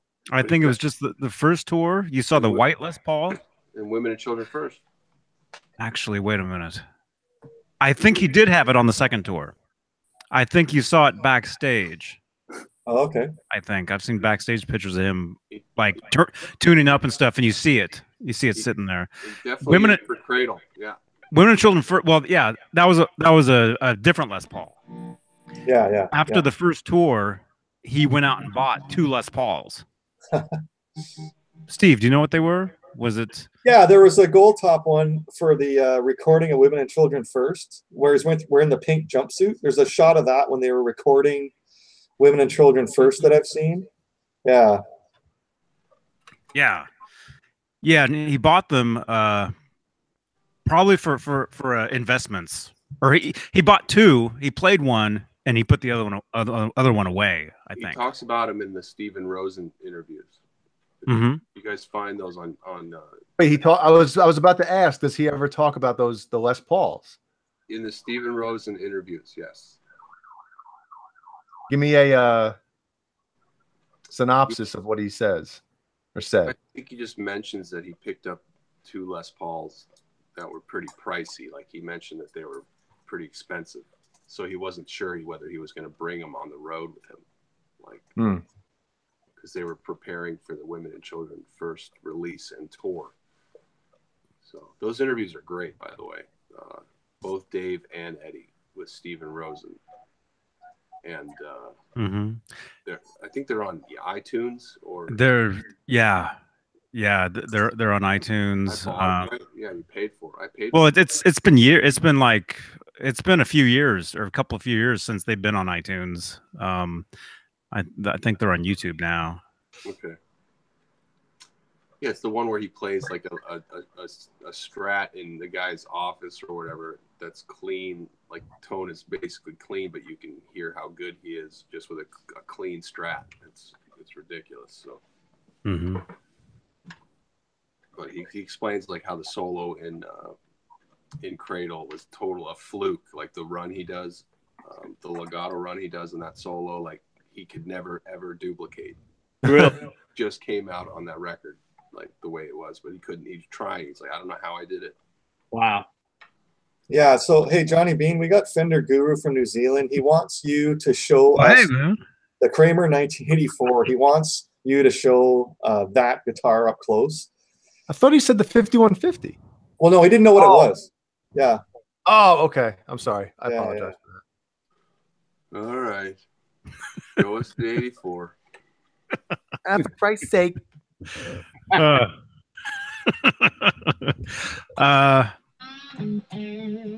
not wearing pants. So please get that camera off. No, don't. Leave it on. Actually, don't leave it on. Yeah. Put up your avatar and go grab it. Well, the jacket's long enough. Go grab what? Now you're turning that camera off. Turn it off. Quit grabbing.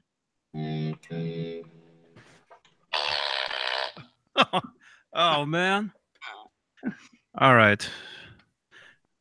There it is. It's not a real Kramer.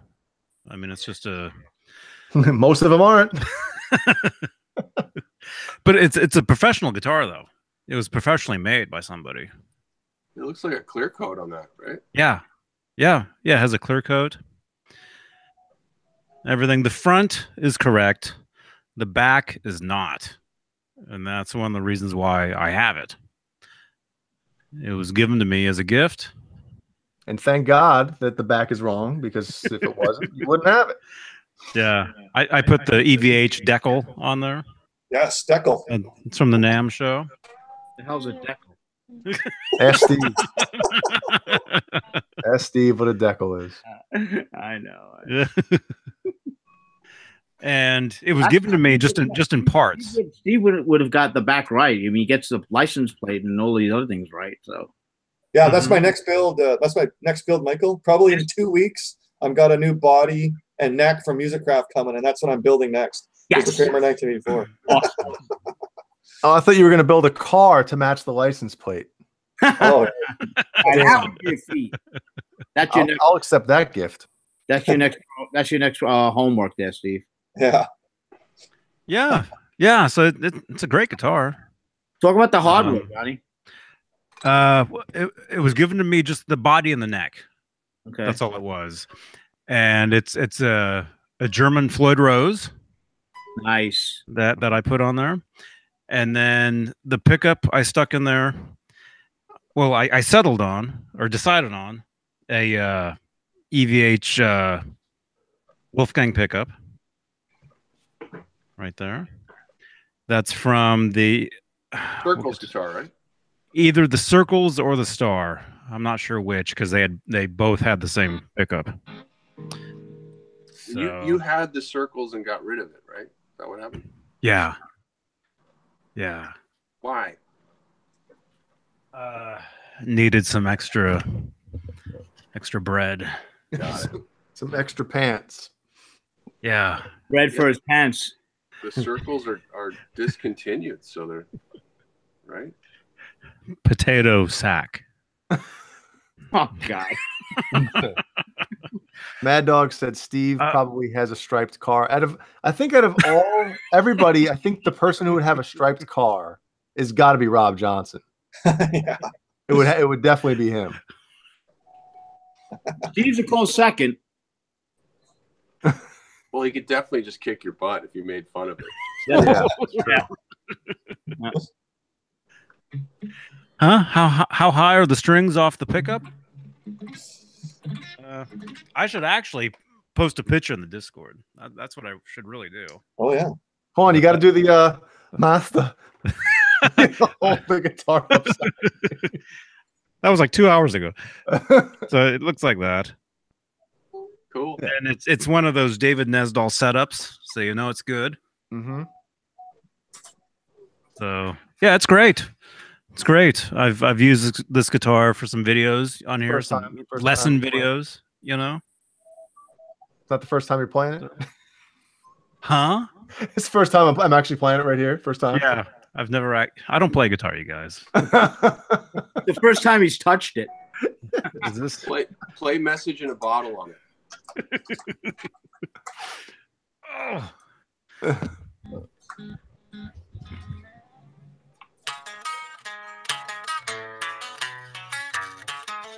Yes. There you go. Oh, what is that low E tune to, huh? Oh, whoops. Hold on, Johnny. I think that low E is tuned to. And it's a perfect tune. Tuned to E sharp. Yeah. I mean, it's been sitting on the stand here. I haven't really played the guitar for months. You know, John BL just uploaded an image to the Eddie Van Halen photos section on the Discord.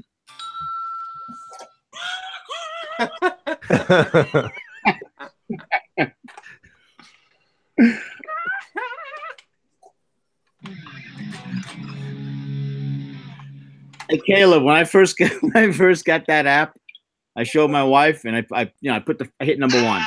She's like, "That's cool." Hit number 2. She's like, "Yeah, that's all right." 3. By the time I got to 11 out of 21, she wanted to kill me. And you were probably standing there cracking up. I was dying. And you know what? The thing of it was she was laughing too. Okay. You know? So yeah. How can you not? Oh, it's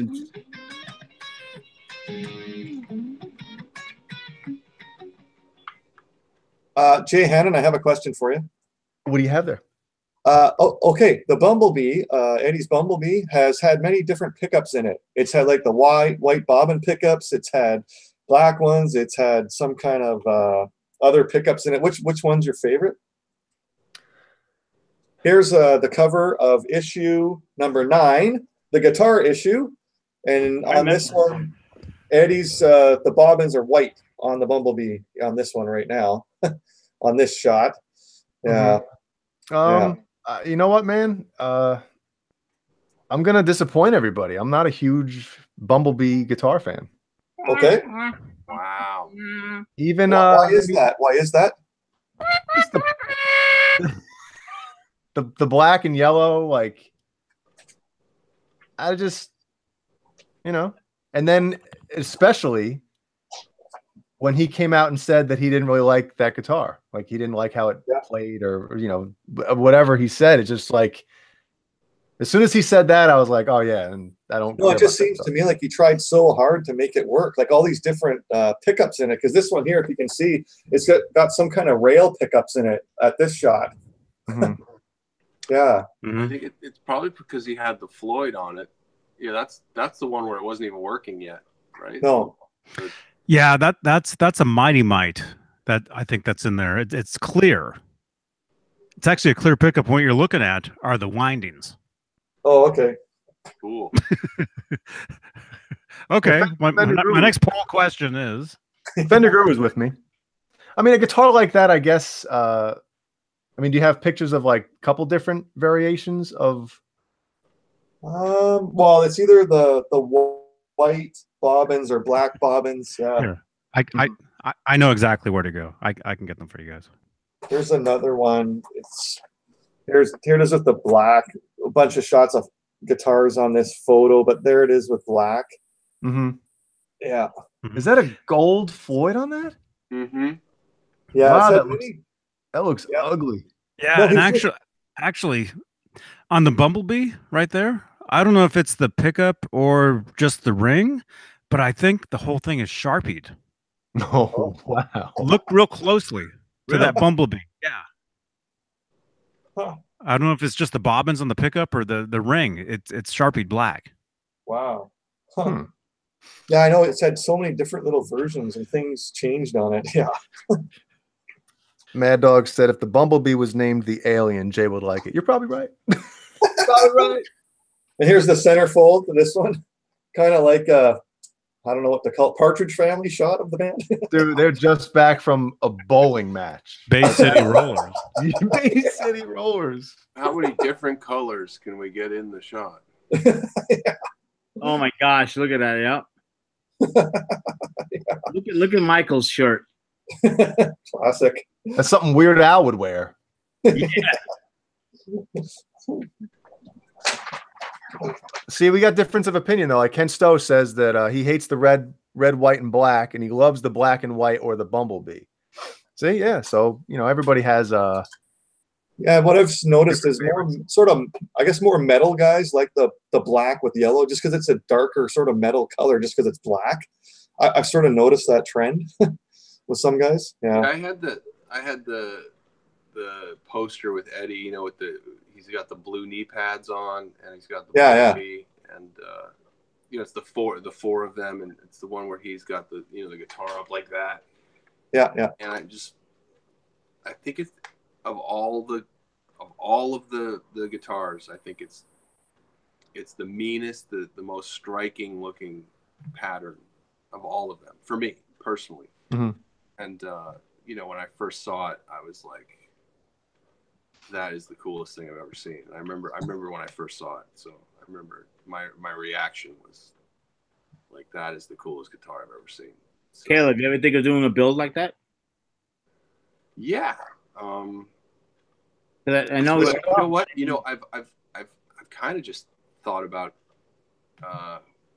going on like Stratosphere and getting the body, you know, and then just, you know, just getting one of those old Mexican bodies and just keeping it as is, and just putting some good guts in it or something. But because it's really, there's nothing you can do to it to make it better. You know, maybe like a black and yellow sparkle Stofco job or something, but I don't know. He is unbelievable with his paint. He's on to something, man. Yeah, he is. There's definitely something going on there that people are like, whoa, you know. Yeah. There's something going on at the Stofco house, I tell you. Something going on in South Ohio.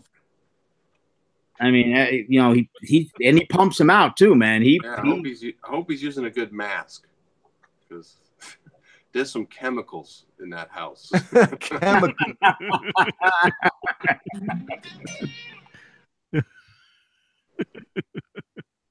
Okay. Wait. Oh, go ahead. The Bumblebee. Here's a close-up of what I was just talking about. I mean, look at that.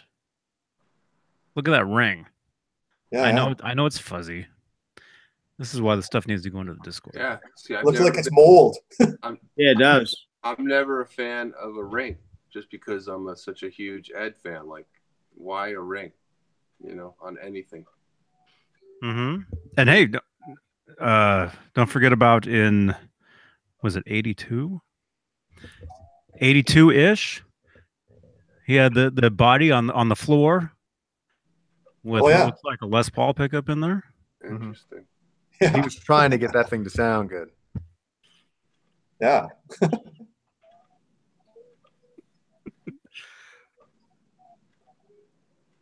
Dang.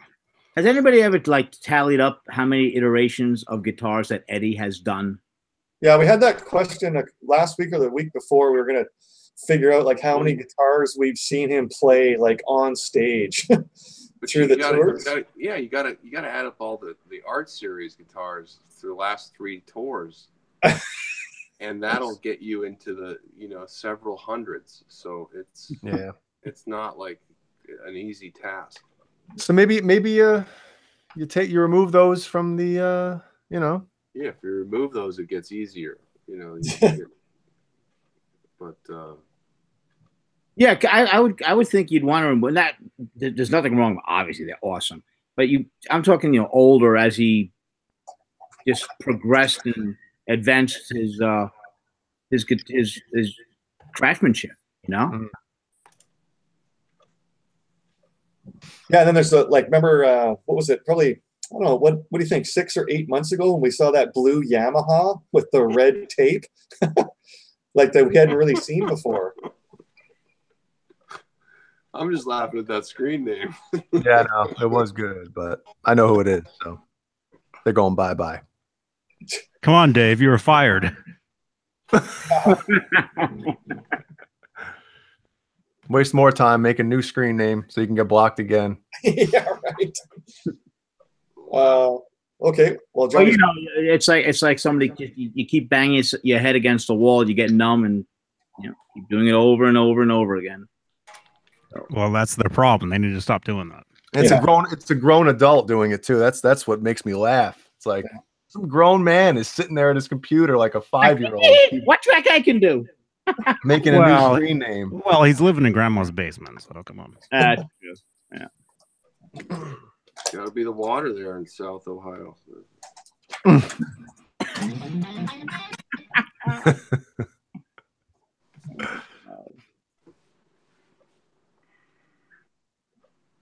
All right, are we good? This will be Steve ain't letting this go right now. No. Hell no. That chair's rocking. He's rocking. When that chair's a rocking, don't bother knocking. You were born earlier.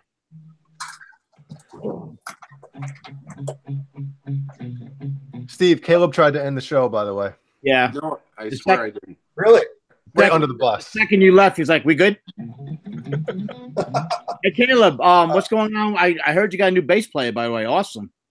Yes. Cool. Yeah, we made a little video. It's up on the Nerd Halen site. Check it out, everybody. That's gonna be killer once you get that off the ground, man.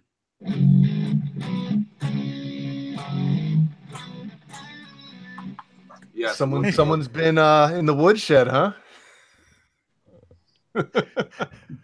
Feeling better. I love that freaking song, man. Eddie does not get enough credit for his rhythm playing. Oh, he does from us. Oh, absolutely, man. And I was talking to a buddy of mine, about playing and whatnot, and how amazing of a solo player he is. And I said, which I got pushback. I was like, his rhythm playing is as good, if not maybe a tick better at times. Yep. And he's like, "You're out of your mind." And I'm like, "No, I'm not." Has he listened to the isolated tracks from those old records? Yeah. No, he hasn't. Yeah, I should actually pump some in his way just to. And that's before Pro Tools. I mean, people like listen to older stuff like that, and I don't think they understand that that's like one take, maybe a punch in here and there if allowed. But I mean, that's like late 70s, early 80s. I mean, you had to know what you were doing. Yeah, you had to know your songs before you went in the studio, man. Yeah, I mean, Satriani says that he has the greatest right hand in the history of guitar, rock guitar, just period. Like, no doubt. And he's a better rhythm player than he is a lead player. So just think about what that means. Like, and like I said, I told my buddy, I'm like, even a tick ahead of his solo playing. We all know how classic that is, and he thought I was nuts. I'm like, take your ear, remove the solos, and listen to the gut of the song. And if anybody has never done that, you will be blown away, and it opens a whole new door actually into his playing, because it's ridiculous how good he is. Yeah, no, it really is. G. Butchnoff says, Caleb, just for info, I purchased an EVH Mexican version of that guitar and wasn't impressed at all with the sound. The basswood might have been the problem. That's wrong. It might just be bad wood, a bad guitar. He said it sounded like crap when played without being plugged in. I always gauge a guitar by how it sounds without being plugged in. I do the same. If a guitar doesn't really resonate when you have it, unplugged or whatever, I'll put it back. I'm like, I don't want that thing. I mean, where'd you buy it from? Is it still within like a 30-day return policy? Because I'd send it back. I'm like, you sent me a dud. Well, I mean, have we heard a lot of stories about the Stripe series Mexican versions with, not just the frets and everything, coming outside the neckline and everything, but I don't know. I mean, you let's ask Steve how you like your Circles guitar. What do you think of that? Yeah, this one's great. The one thing I had a problem with, Caleb, like you just said, was my red with black and white stripe one, the EVH one. That one had fret sprouting big time on the neck. The Art Series one or the Mexican? No, just the EVH regular Mexican. Yeah. That one had. That's the only. Sorry, go ahead. The 5150? No, that one's fine. It's the EVH red and black white stripe, like the regular version. Okay. That one had massive fret sprouting. And I have like 30 guitars. That's the worst neck I've ever had. I've never experienced that before. I couldn't believe it. I'm just like running my hand up and down the neck playing. Oh my God, it's like cutting my hand. It's not cool. Yeah.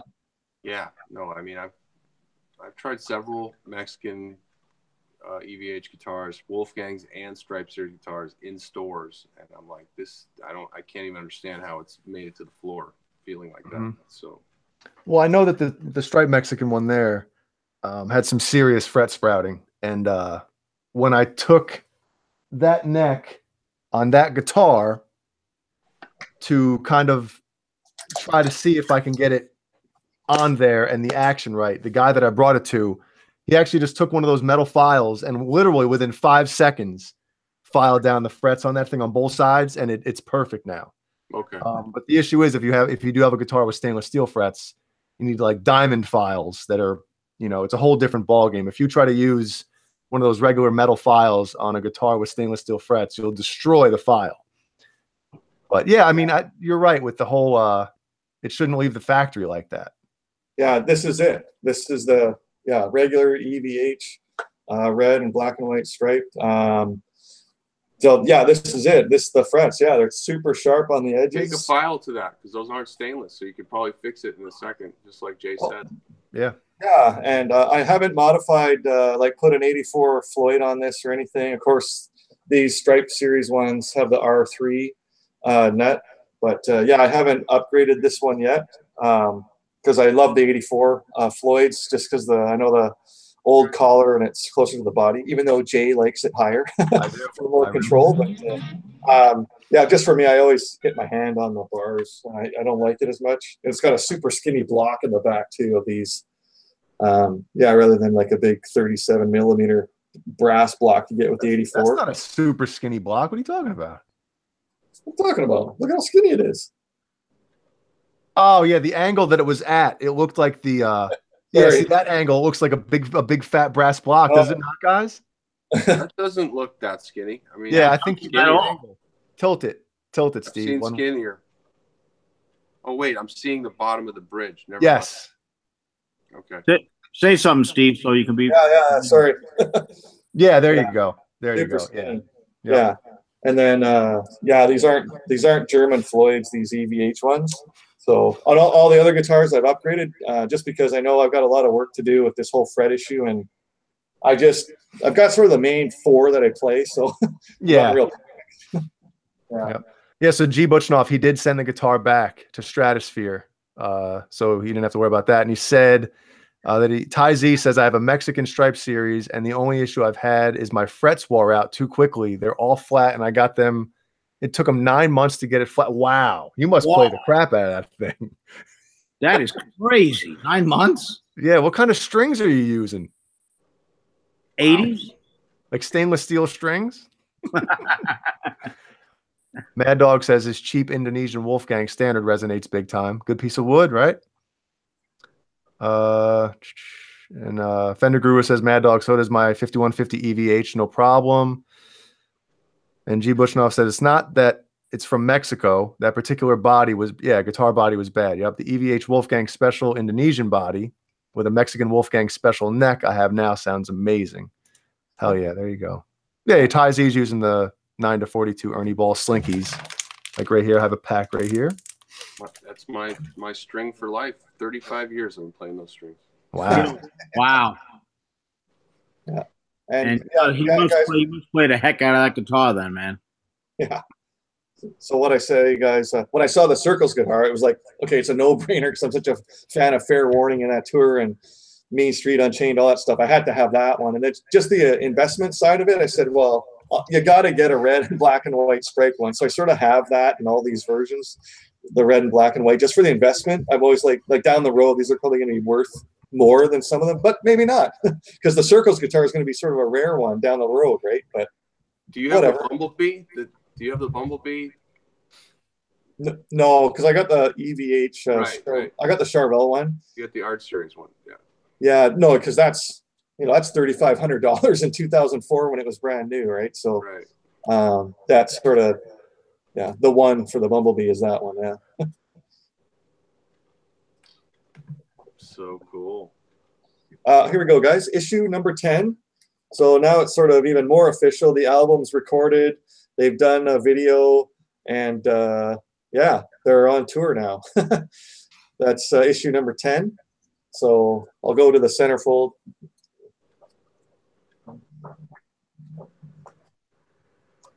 Let me get to it. Whatever photo shoot this was. Yeah. I guess Ed's got some kind of big, I don't know what animal he's wearing there, Eddie, but bear, perhaps? No. Yeah, look at that thing. Yeah. I don't know what animal that is. I was thinking. Yeah. Well, look, he's standing in front. Yeah. Yes, it's his band, right? Yep. Yep. By the way, really real quick. Take some of Steve's airtime away. John BL 5150, thank you so much for posting all these pictures in the Discord, man. Oh, the Discord.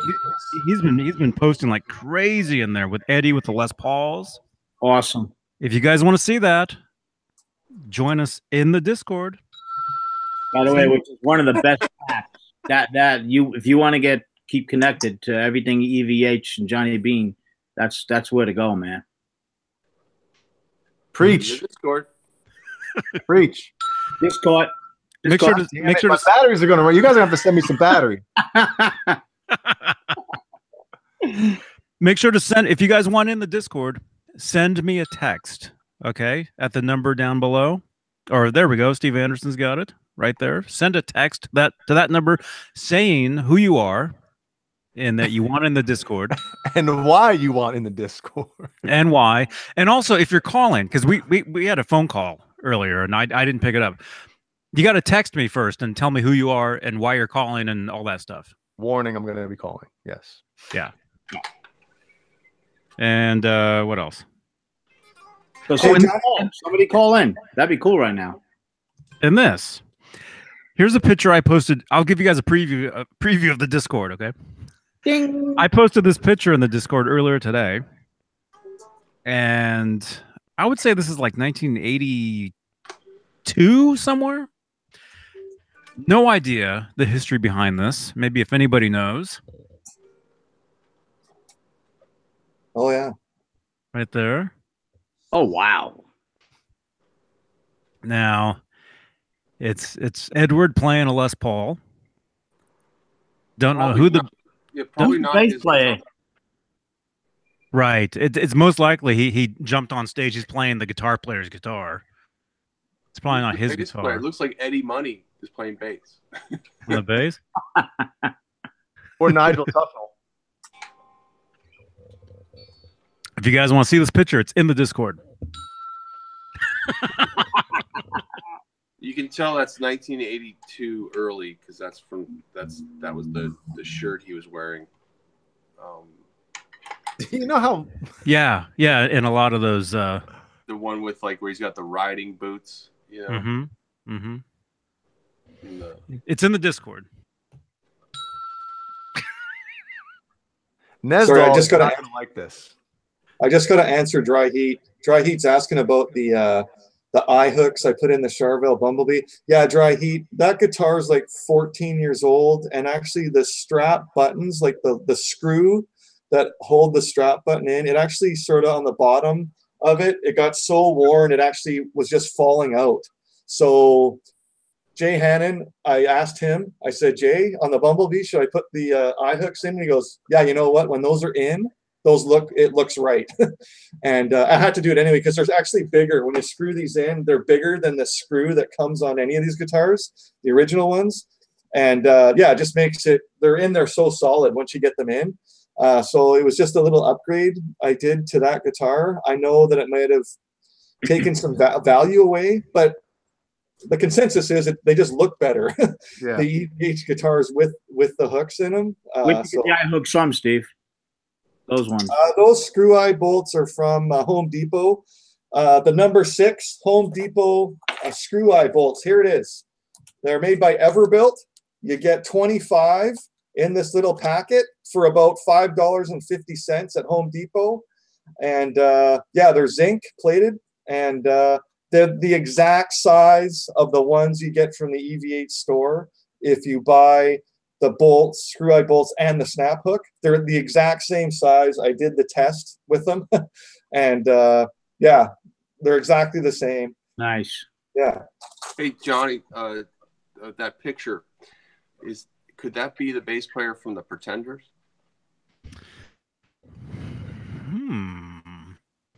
And could that somebody's in deep thought when you hear. Could that be James Honeyman Scott's Les Paul?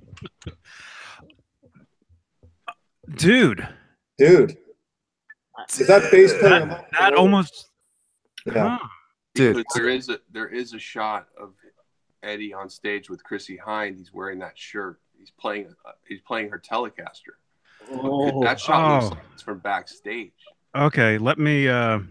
This is the Rapoport reporting from Santa Monica. Oh, actually, that's right. I have 3 pictures from that show. 1 black and white and 2 in color. Let me do some digging here, and well, I'll meet you in the Discord. Son of a gun! You thought you'd get me while I was rolling away, didn't you? Son of a sitch. Son of a sitch. Investigative reports by Caleb Rapoport. Yes. This is why you tune into this show, though. You're not going to get any of this stuff anywhere. Where else are you going to find this stuff out, man? Come on. No, you're not. What was his name? Pete something, right? Pete. Hey, Jay Bird, you got a question from Jimmy T in the chat. Yes, Jimmy T, DiMarzio clip lock, my friend. Anything that isn't an EVH guitar from now on. I mean, I've always had Ibanez guitars, but I've always done the DiMarzio clip lock because, you know, Steve Vai and, you know, all those guys. Basically, if you had an Ibanez, you had a DiMarzio. And I always just liked the, you know, I always like to be able to do that and still have, you know, this just looks cool. You know, I always just liked how the little strap lock, you know, just hangs if you have it off. But I mean, on an EVH guitar, Nesdal, I remember when I got the striped Wolfgang, I was like, yeah, I just think I'll put the, you know, the DiMarzio. I have an extra DiMarzio clip lock in a case back there. And anybody want to get in there and do some banning? Wow. I'm on it. So I was like, I'm just going to put the DiMarzio clip lock on that striped Wolfgang. He's like, if you do that, I forget what he said, but basically he said, no, you're not. Look at how loud that thing is. Wow. And it's still in tune, man. I mean, these Ibanez guitars stay in tune, boy. Who's your favorite Ibanez artist, Jay? Steve Vai. Not even a question. Cool. Hands down. Him and Eddie are my two favorite guitar players. Yep. Okay. We got issue number 12. Good shot of Eddie with a purple PV. This is a really good shot, actually, between tour buses. Issue 12. It's a cool shot, this one. You guys make that out. I always like the way the purple ones look. Yeah. Purple, and the green one looks cool too, I remember. Yeah. We go to the centerfold. So that's the wrap up of that tour with Gary. And then here's a shot. The inside, I guess. I don't know what tour this is, Caleb. What do you think? 1980 or 79? What do you think? 79. Okay. What venue do you think? Is that like outdoors in Oakland somewhere? Or? That's inside. That's at a club. It looks very similar to the stadium they played on the back of the Diver Down tour, but I'm not sure if it's the same. But it definitely looks. Yeah, because that one they were opening for the Stones, right? Yes. On the Fair Warning one, yeah. Something about the overhanging section there. It looks very similar to that. I believe that was the Gator Bowl. 79. Could that be Anaheim Stadium? Like Day on the Green sort of thing? No, not Day in the Green, but when they parachuted down. Oh, okay. Yeah, I don't know. I mean, I know they played Or several California Jam. Maybe. It makes sense that the place would be that big if it was a show like that. Doesn't look like. Yeah, big festival. Just doesn't look like Anaheim Stadium to me. But we were talking about those. I would say it was Day on the Green, but Day on the Green would be the opposite way. So where there were no, where the bleachers were out in center field, that's where the stage was. So. Jimmy T says, "Okay, thanks. Got to do something. They are hard to catch if they slip." Is he talking about the DiMarzio clip locks? I think he was talking about our last interloper. Oh. No, I don't know.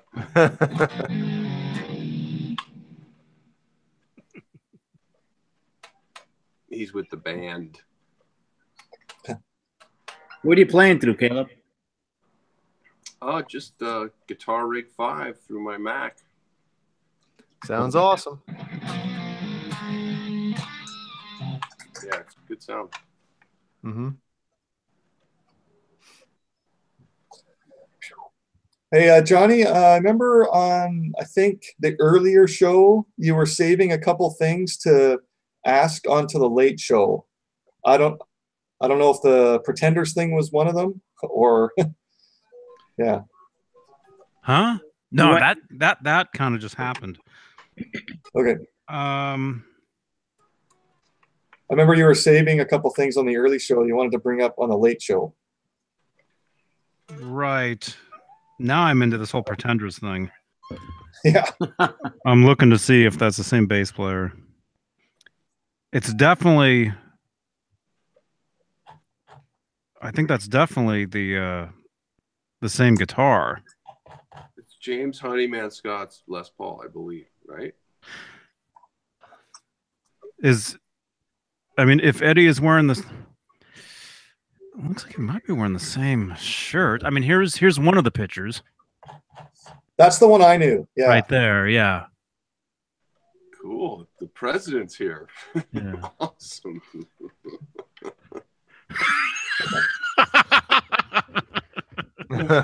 Better ban him quick, man. That's what he's gonna say. Prepare yourself. Yeah. What is that emoji? I can't see it. Doesn't show on here. It's a flag. It's yeah. He's a Van Halen fan, obviously. Like Steve's right on it. Hey, Barack.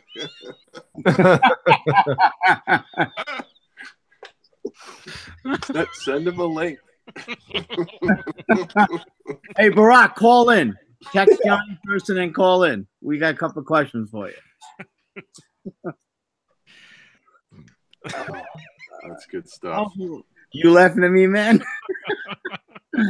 No, call in. We want to talk to you, dude. Come on. That we're honored. I don't know if that's the same pants. What, the Barack Obama pants? What they call them? The mom jeans? Remember he wore the mom jeans at one time? No, as far as this show, we're trying to figure out this Pretenders, if that's a Pretenders show. Oh. Might be.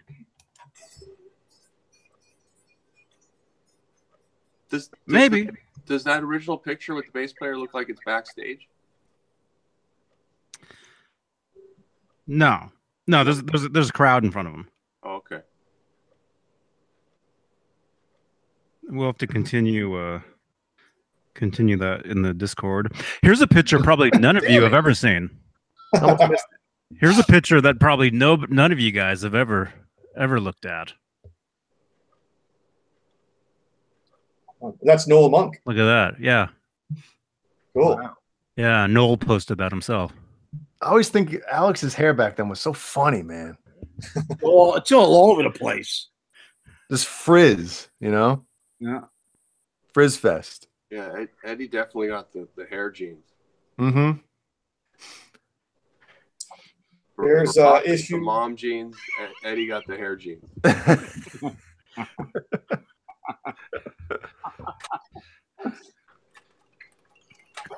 Here's issue 13. It's the tour book article issue. And Eddie's got this blue outfit. I haven't seen that photo a lot in wearing that blue outfit. Yeah. Uh-huh. John. I think John can tell us where that picture was taken, maybe. Oh. Well, it's fair warning tour, probably. Yes. Yeah. Early on the fair warning. Yeah. Yeah. Somebody said fair warning. Lord. Oh, come on. Unblur. Ugh. And this centerfold is something from one of the tour books, whatever one it might be. That's pages from the 79 tour book. Yeah. So that's the centerfold of this issue. Yeah.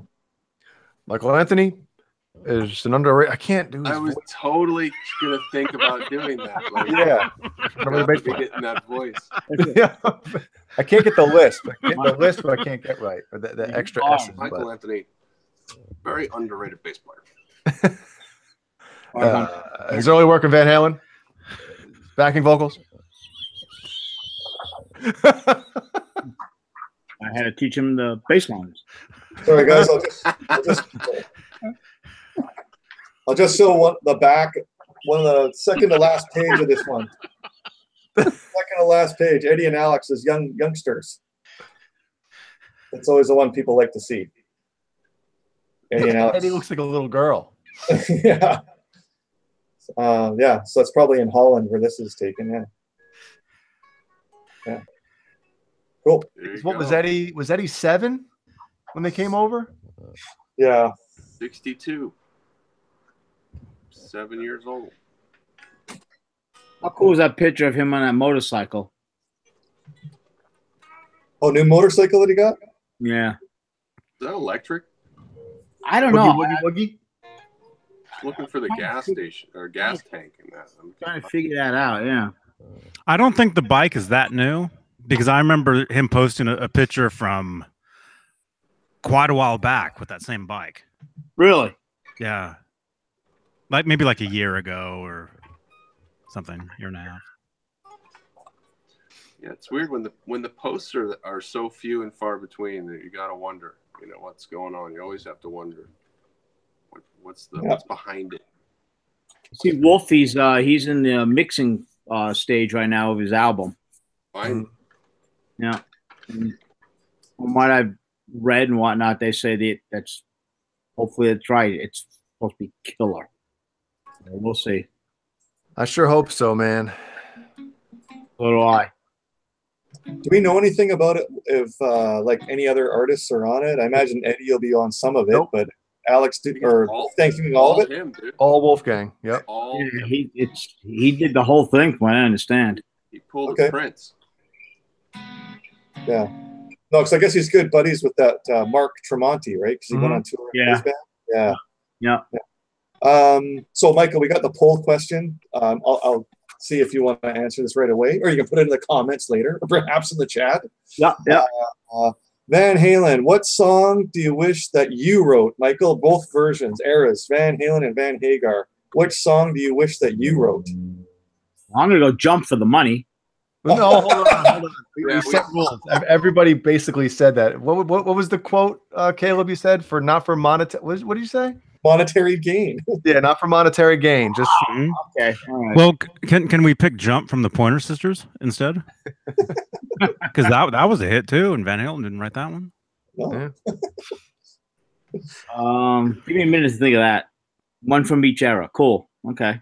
Yeah, that's the poll question. You can put it anywhere. I don't total it That's till a good question. Thursday. Oh yeah, That sounds like that should be a Discord text channel. sure. you thought I was gonna miss that, didn't you? Who came up with that question? Who was that one? Was that Jay? Yes, that was Jay. That was me.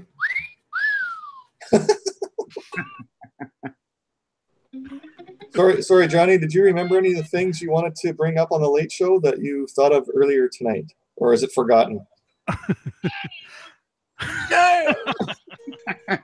Well, one of them could be an entire show. Oh, So one of them we probably should have started with, but maybe we can save that. We can Yeah. save it for next time. It's in the Discord. I mean, it's really it's over there. Jay knows. And again, if you're calling my number, text me first, please, and let me know who you are and your question or comment. It's Barack. Yeah, Mr. President, you gotta text Johnny first. I know, have your assistant text. Exactly. Yep. Have your Secret Service text. Yep. There's very, very astute takes, Mr. President.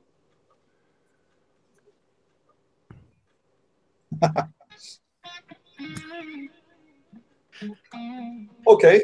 Issue 14.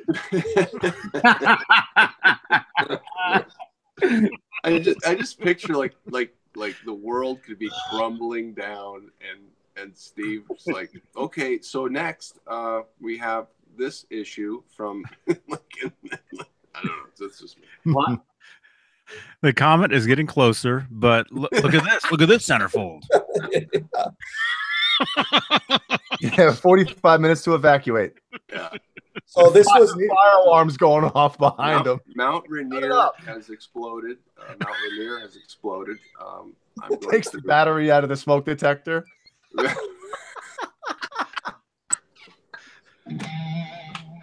so By the way, the wife just came downstairs and ordered me to say good night and hello to everybody. So good night and hello. Bit. hello, Mrs. Smith. Hello and good night. And I'm smiling. And Johnny's smiling. Smelling. That's the way, Johnny. Show those pearlies. Yes. Yeah. When we were walking around the NAMM show, you know, I do my serious poses, and she kept saying, "Johnny, smile, smile." So you can tell which pictures were from after the first hour of me being there. It's all, you know, all smiles after. Oh, the ones that you're like this? Yeah. Thumbnail. Yeah. No, we have the thumbnail from before, I think. Oh, really? Igor. Yes. Yeah, Johnny, she was relentless, though. Mm-hmm. Smile, smile, smile, smile. Yeah, Steve, you were showing the next. Sorry, Steve. Episode issue.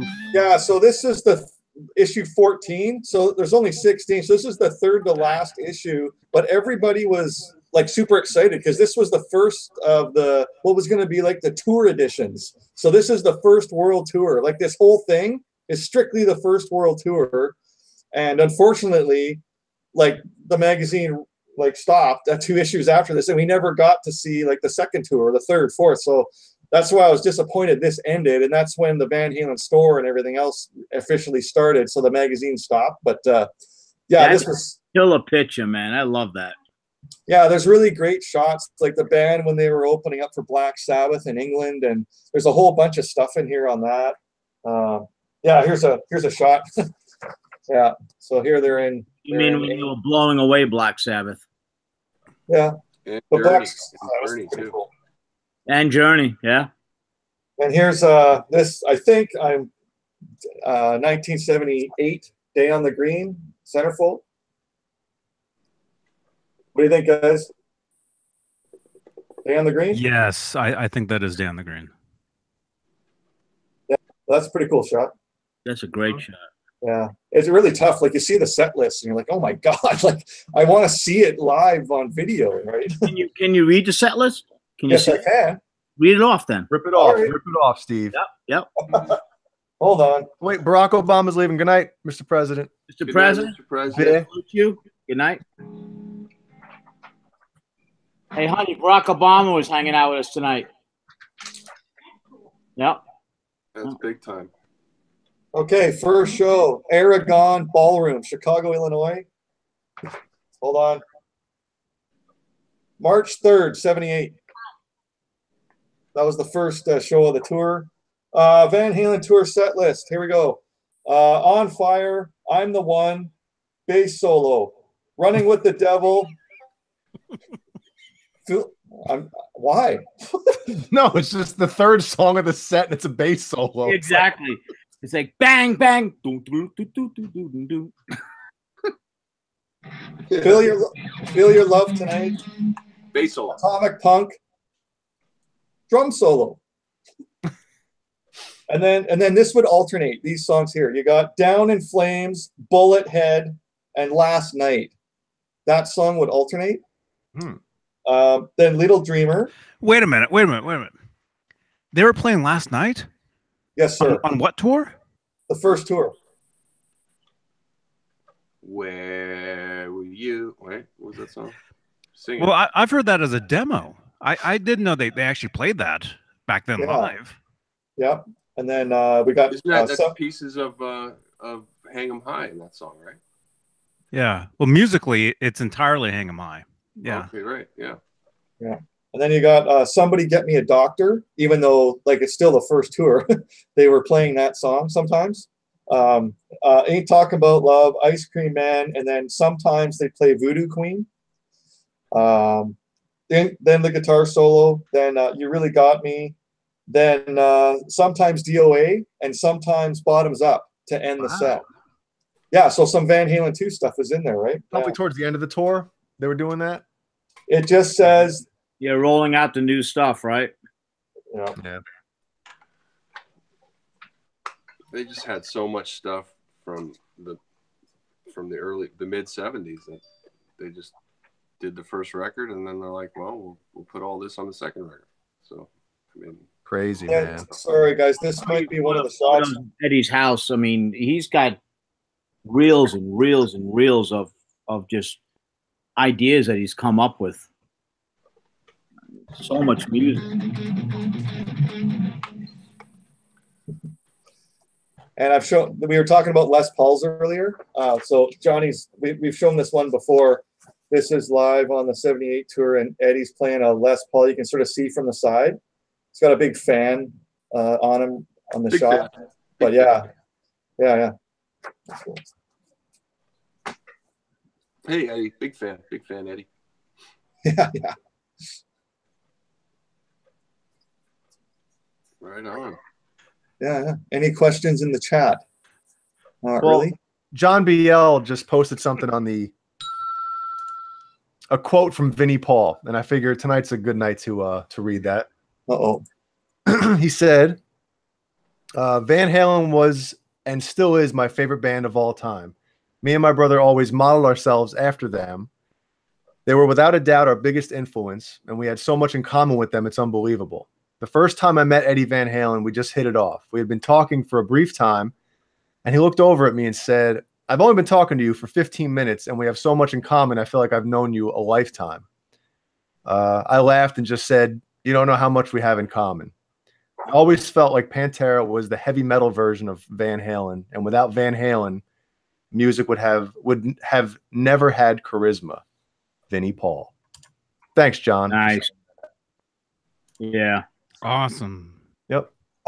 What was he, 50 to 54? 54. Yeah. Cool. Any word on how he passed away? No, just the quote from the family saying that, you know, we'd appreciate the privacy. Yes. Sorry, I'm trying to pull up to see if there's any news or anything. Yeah. Hey, Hardwood Steaks. Way too young, man. Way too young. Gosh, another one gone. Yep. 33 watching, 26 thumbs up. Thanks, everybody. Here we go. Issue 15, Pound Cake. Oh, anyway. We got a... the viewership might go up now. Yeah.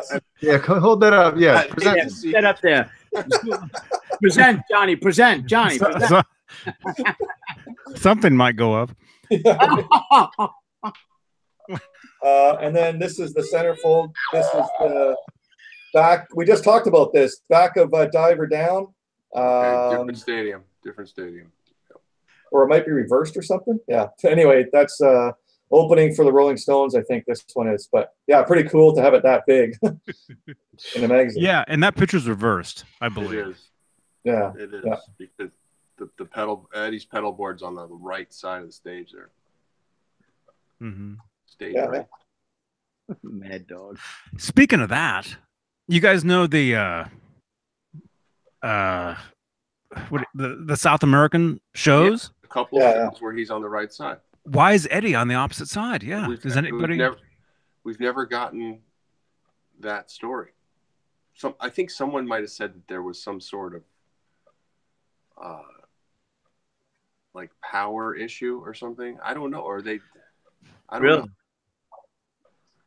Maybe they decided that they were below the equator so that they would flip everything. But those are the only shows where you ever saw Eddie on that side. Yep. That's really curious. Why would he do that, right? I mean, to check it out, experiment. I mean, who knows? Yeah. Guys, I just want to show this one. This is the Van Halens on the boat coming to America. Yeah. Without that trip, we wouldn't have had all the music right there. Yeah, and apparently their dad, Jan, actually performed on the boat, and the boys joined him in performing. $50 and a piano. Yeah. So that's the shot coming over on the boat. Yeah. Just look at a musical landscape, how different it would be if they didn't come here, man. Or if they were detained. I'm just kidding. All right. Oh, yeah. You gotta be let in, right? Yeah, that whole LA scene wouldn't have been happening, really. No, definitely not. That whole LSC would easily. Well, they actually landed in New York and they traveled across the country by train, apparently. So. Yeah, my grandparents, when they brought my dad and my dad's sister, my aunt, in 1952, they came over on the boat to New York. They bought a car and drove to Western Canada. Yeah. Wow. No AAA back then, right? No.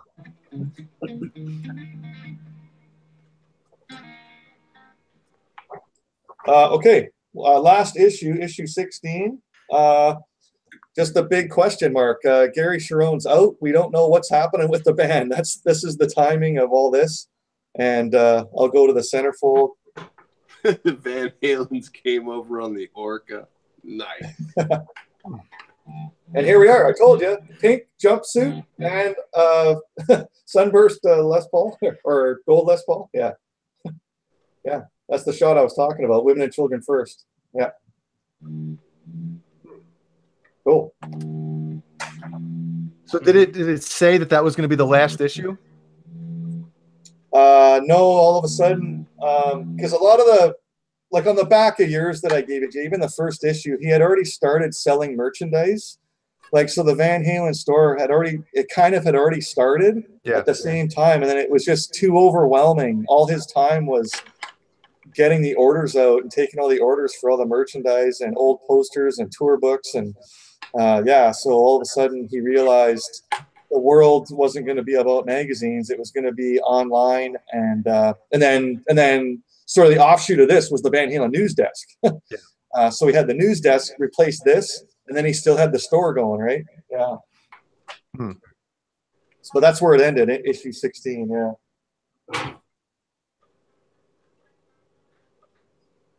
Man. Very good. Fender Guru is asking if you played that like gold or sort of almost a sunburst, that Les Paul. Did we ever see that one like live on stage? So I think Johnny was saying that one was probably kept and played in the studio, and maybe there was a white one that was played live. What? I love every Friday at midnight. The white one was played live during 78.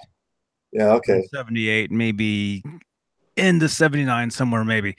The gold tops, not gold top. What do you call it? Burst, tobacco burst. The burst, tobacco burst.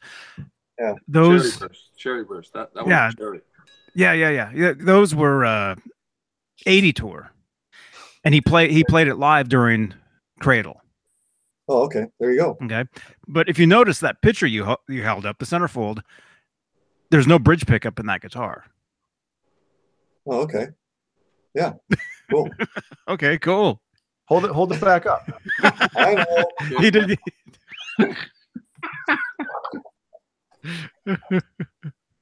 No bridge pickup. Yeah. I've seen that on stage where he has the red outfit. Mm-hmm. We had that one, Johnny, because you did it on one of your Wolfgangs, and Dave Nesdell was all mad because you didn't have a second pickup in it. And you had that comparison photo.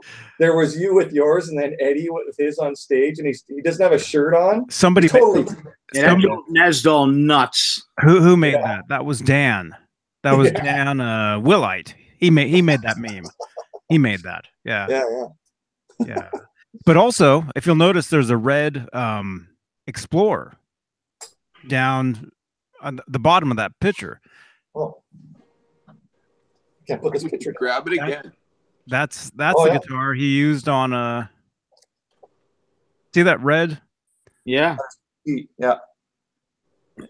He used that on which song was it? Is that the one he got from the guy from Wasp? Yes. Yeah. Mark Holmes? Yeah. Chris Holmes. Chris Holmes, yeah. That's the guitar he used that on the record. That replaced the Shark guitar that he destroyed basically for cutting the entire bottom out.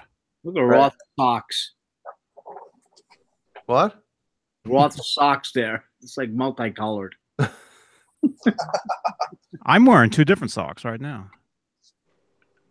You can do that? You can pull that off. Look. Yep. Oh, I'm so fat. All right. There's that one. What are you, Ingve Malmsteen? I'm so fat. And then there's this one. Two totally different socks. Look at the Vans, man. Just because. Bacoli. Bacoli. By the way, my koozie, courtesy of our friend Sean Silas. Nice. Right? Awesome, man. Look at the one I got from Jay Hannon last week. Look at this. It's a Cobble Wobble koozie. Oh, nice. There you go. Good going, Jay. Hey, did you tell Sean Silas that are they doing a new record or what? Or a record, I should say. They're working on one right now. Yep. Who's mixing it? I don't know, but I can ask him. Yeah. There we go. Yeah. He just actually put up he just put a new website out. All his stuff, because you know he does graphics and photos and all this other stuff on the side. So check it out, SeanSilas.com. He just put it out. Pretty cool. I'll reach out to him, Jay. Okay. Oh man, I'm getting tired. Yeah, me too. Midnight. It's 1 minute to midnight Pacific. That means it's 1 to 3 Eastern. Yeah. We're just getting started, man. Come on. By the way, if anybody has like the midnight snacks, Colonels. Hannity. You know what? I bet you Johnny's going for his right now too, because that's just about the time that he grabs his popcorn. This stuff is addicting, man. So which flavor is that one? That's the cheese one, right? Plain old cheddar. Yep. Did you get the cheese one last time? Yeah, it's so damn good. Yeah, it's delicious. Did you get the caramel or what? No, that's in the pipeline. Oh. Because I had to put that money out for the guitar. Yeah, so you had to skimp on the popcorn, huh? Yeah. It's, you know the way it is. I know. But this stuff is killer. Anybody wants some really awesome popcorn? They can figure out a way to combine guitars and popcorn. And beer. Yeah. And beer. I'll have to ask him about that. Hey, man. I'm still waiting for my Yankee tune to come in. Oh, it still didn't show up on the website? Well, it's not. Yeah, it's not on the website yet. I'll have to tell. I haven't talked to him in a couple of days. I'll have to say, hey, man, dropping the ball there with that Yankee tin. Yeah, exactly. Trying to at least put one special order one. Yeah. Don't charge me like for special order, but that's what we want. Special order, but just don't charge me for special order. Hey, Caleb, did you have any guitar stuff come in the last week? Any unboxings, or are you pretty much on hold until you get a body and neck again? Yeah, I'm did nothing happen. Nothing doing on that front right now. You got to sell your that guitar, yeah. Yeah. Try and move. Maybe Michael Smith might be interested in that guitar. Oh. What are you selling there? Well, Mike, hey, Captain Smith. Captain.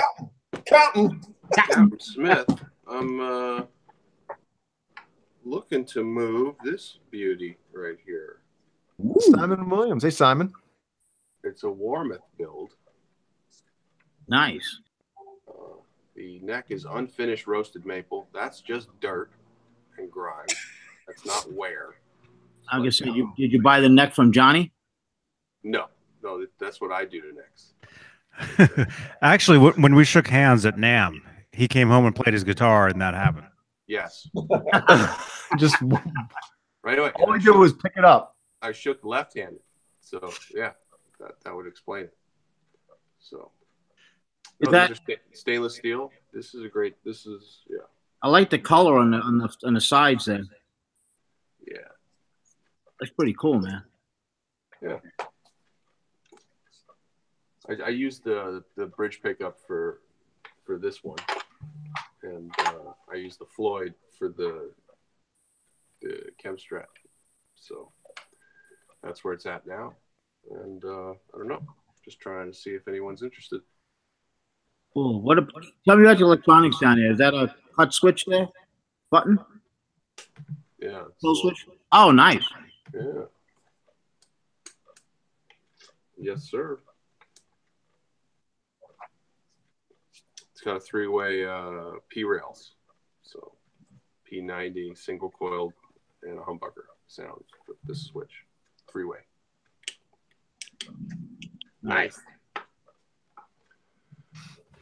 Anyway, let me know, anybody.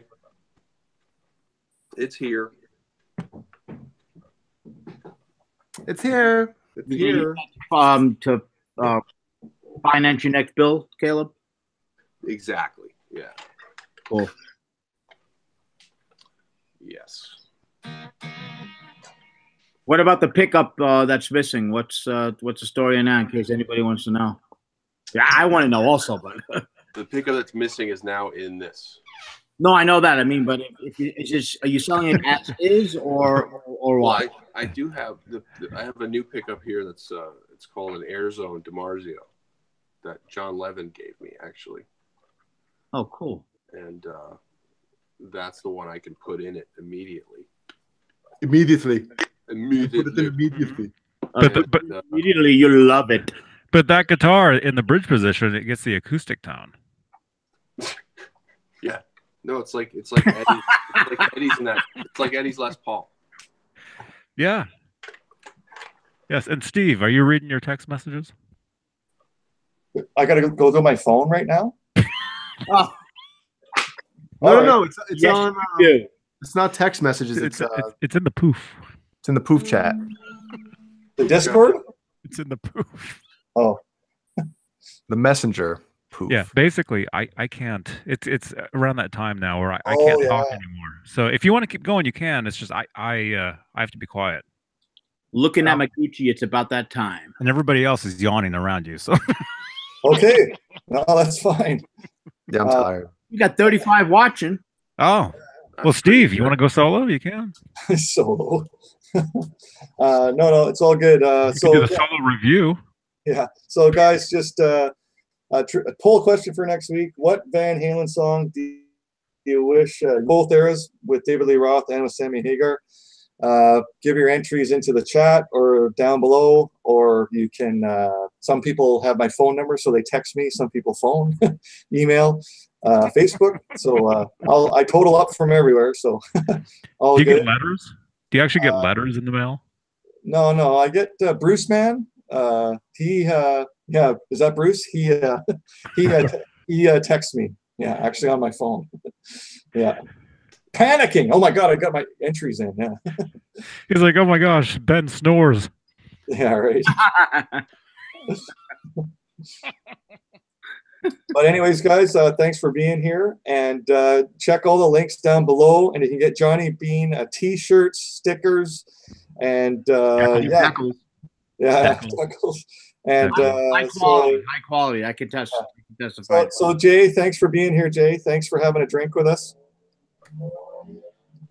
There Where else would I be at 3 a.m. on a Friday night, Yeah, right. Saturday morning?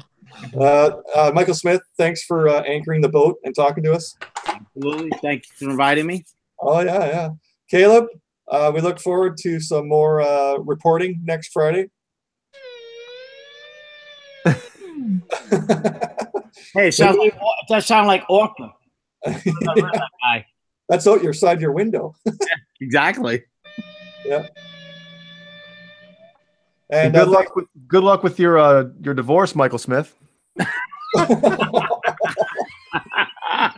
You know what'll suck. If It'll suck. happens, It'll suck if it did happen.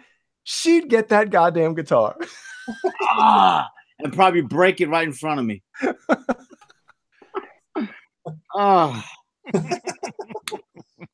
And thanks to Johnny Beane for having the channel and having us tonight. And And for being born and everything. Thank you. yeah. Thank you very much. And be sure to tune in, guys, Tuesday night, 5 o'clock Pacific, 8 o'clock Eastern for the regular Tuesday show. And again, next Friday, same. We're looking at 5 Pacific, 8 Eastern for the early show, late show, usually between 9 and 9:30. We get rocking. So Dang it. Look at this. Look at this comment somebody's leaving me on YouTube right now. uh-oh. Look at this. Here's one of the videos of me playing the guitar. Look at this comment. That's not very nice. Come on. That's rough. My name's not Bub. Come on. That's Lashing out. Tone bolts. Anger issues, maybe? Yeah. Anyways, thanks everybody. We'll see you probably Tuesday night, and have a safe weekend. hold the door open for somebody. When you're in traffic, let somebody come in. You're going to get there 2 seconds after that guy anyway. And we'll see you Tuesday night, everybody. We're going to get sued, man, for you saying that. That's somebody else's line, man. Yeah. How about this? Don't let somebody in front of you in traffic, because when you do let somebody in front of traffic and they don't wave to you and say thanks, you almost want to crash into them. Exactly. You just plagiarized. Well, I guess in Canada, there's no such thing. You can just rip anybody else's stuff off it. So it's all good. All right. Let's go to the Discord. We're going to be in the Discord, you guys. Come join us in the Discord. Discord. Hop on. Join us in the Discord. Ding, ding, ding, ding. Ding, ding, ding. If you want in, send me a text. Yeah. Tell me who you are. How many did I miss? How many did I miss? I'll send you the link to the Discord. 18. Because we have a Discord now. Hopefully nobody listens to this when they're falling asleep, because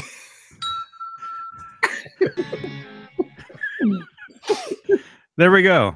Discord time. That's right. Fender Guru's over there. A lot of us are over there. It's great. That's a great app, man. That's so cool. What is?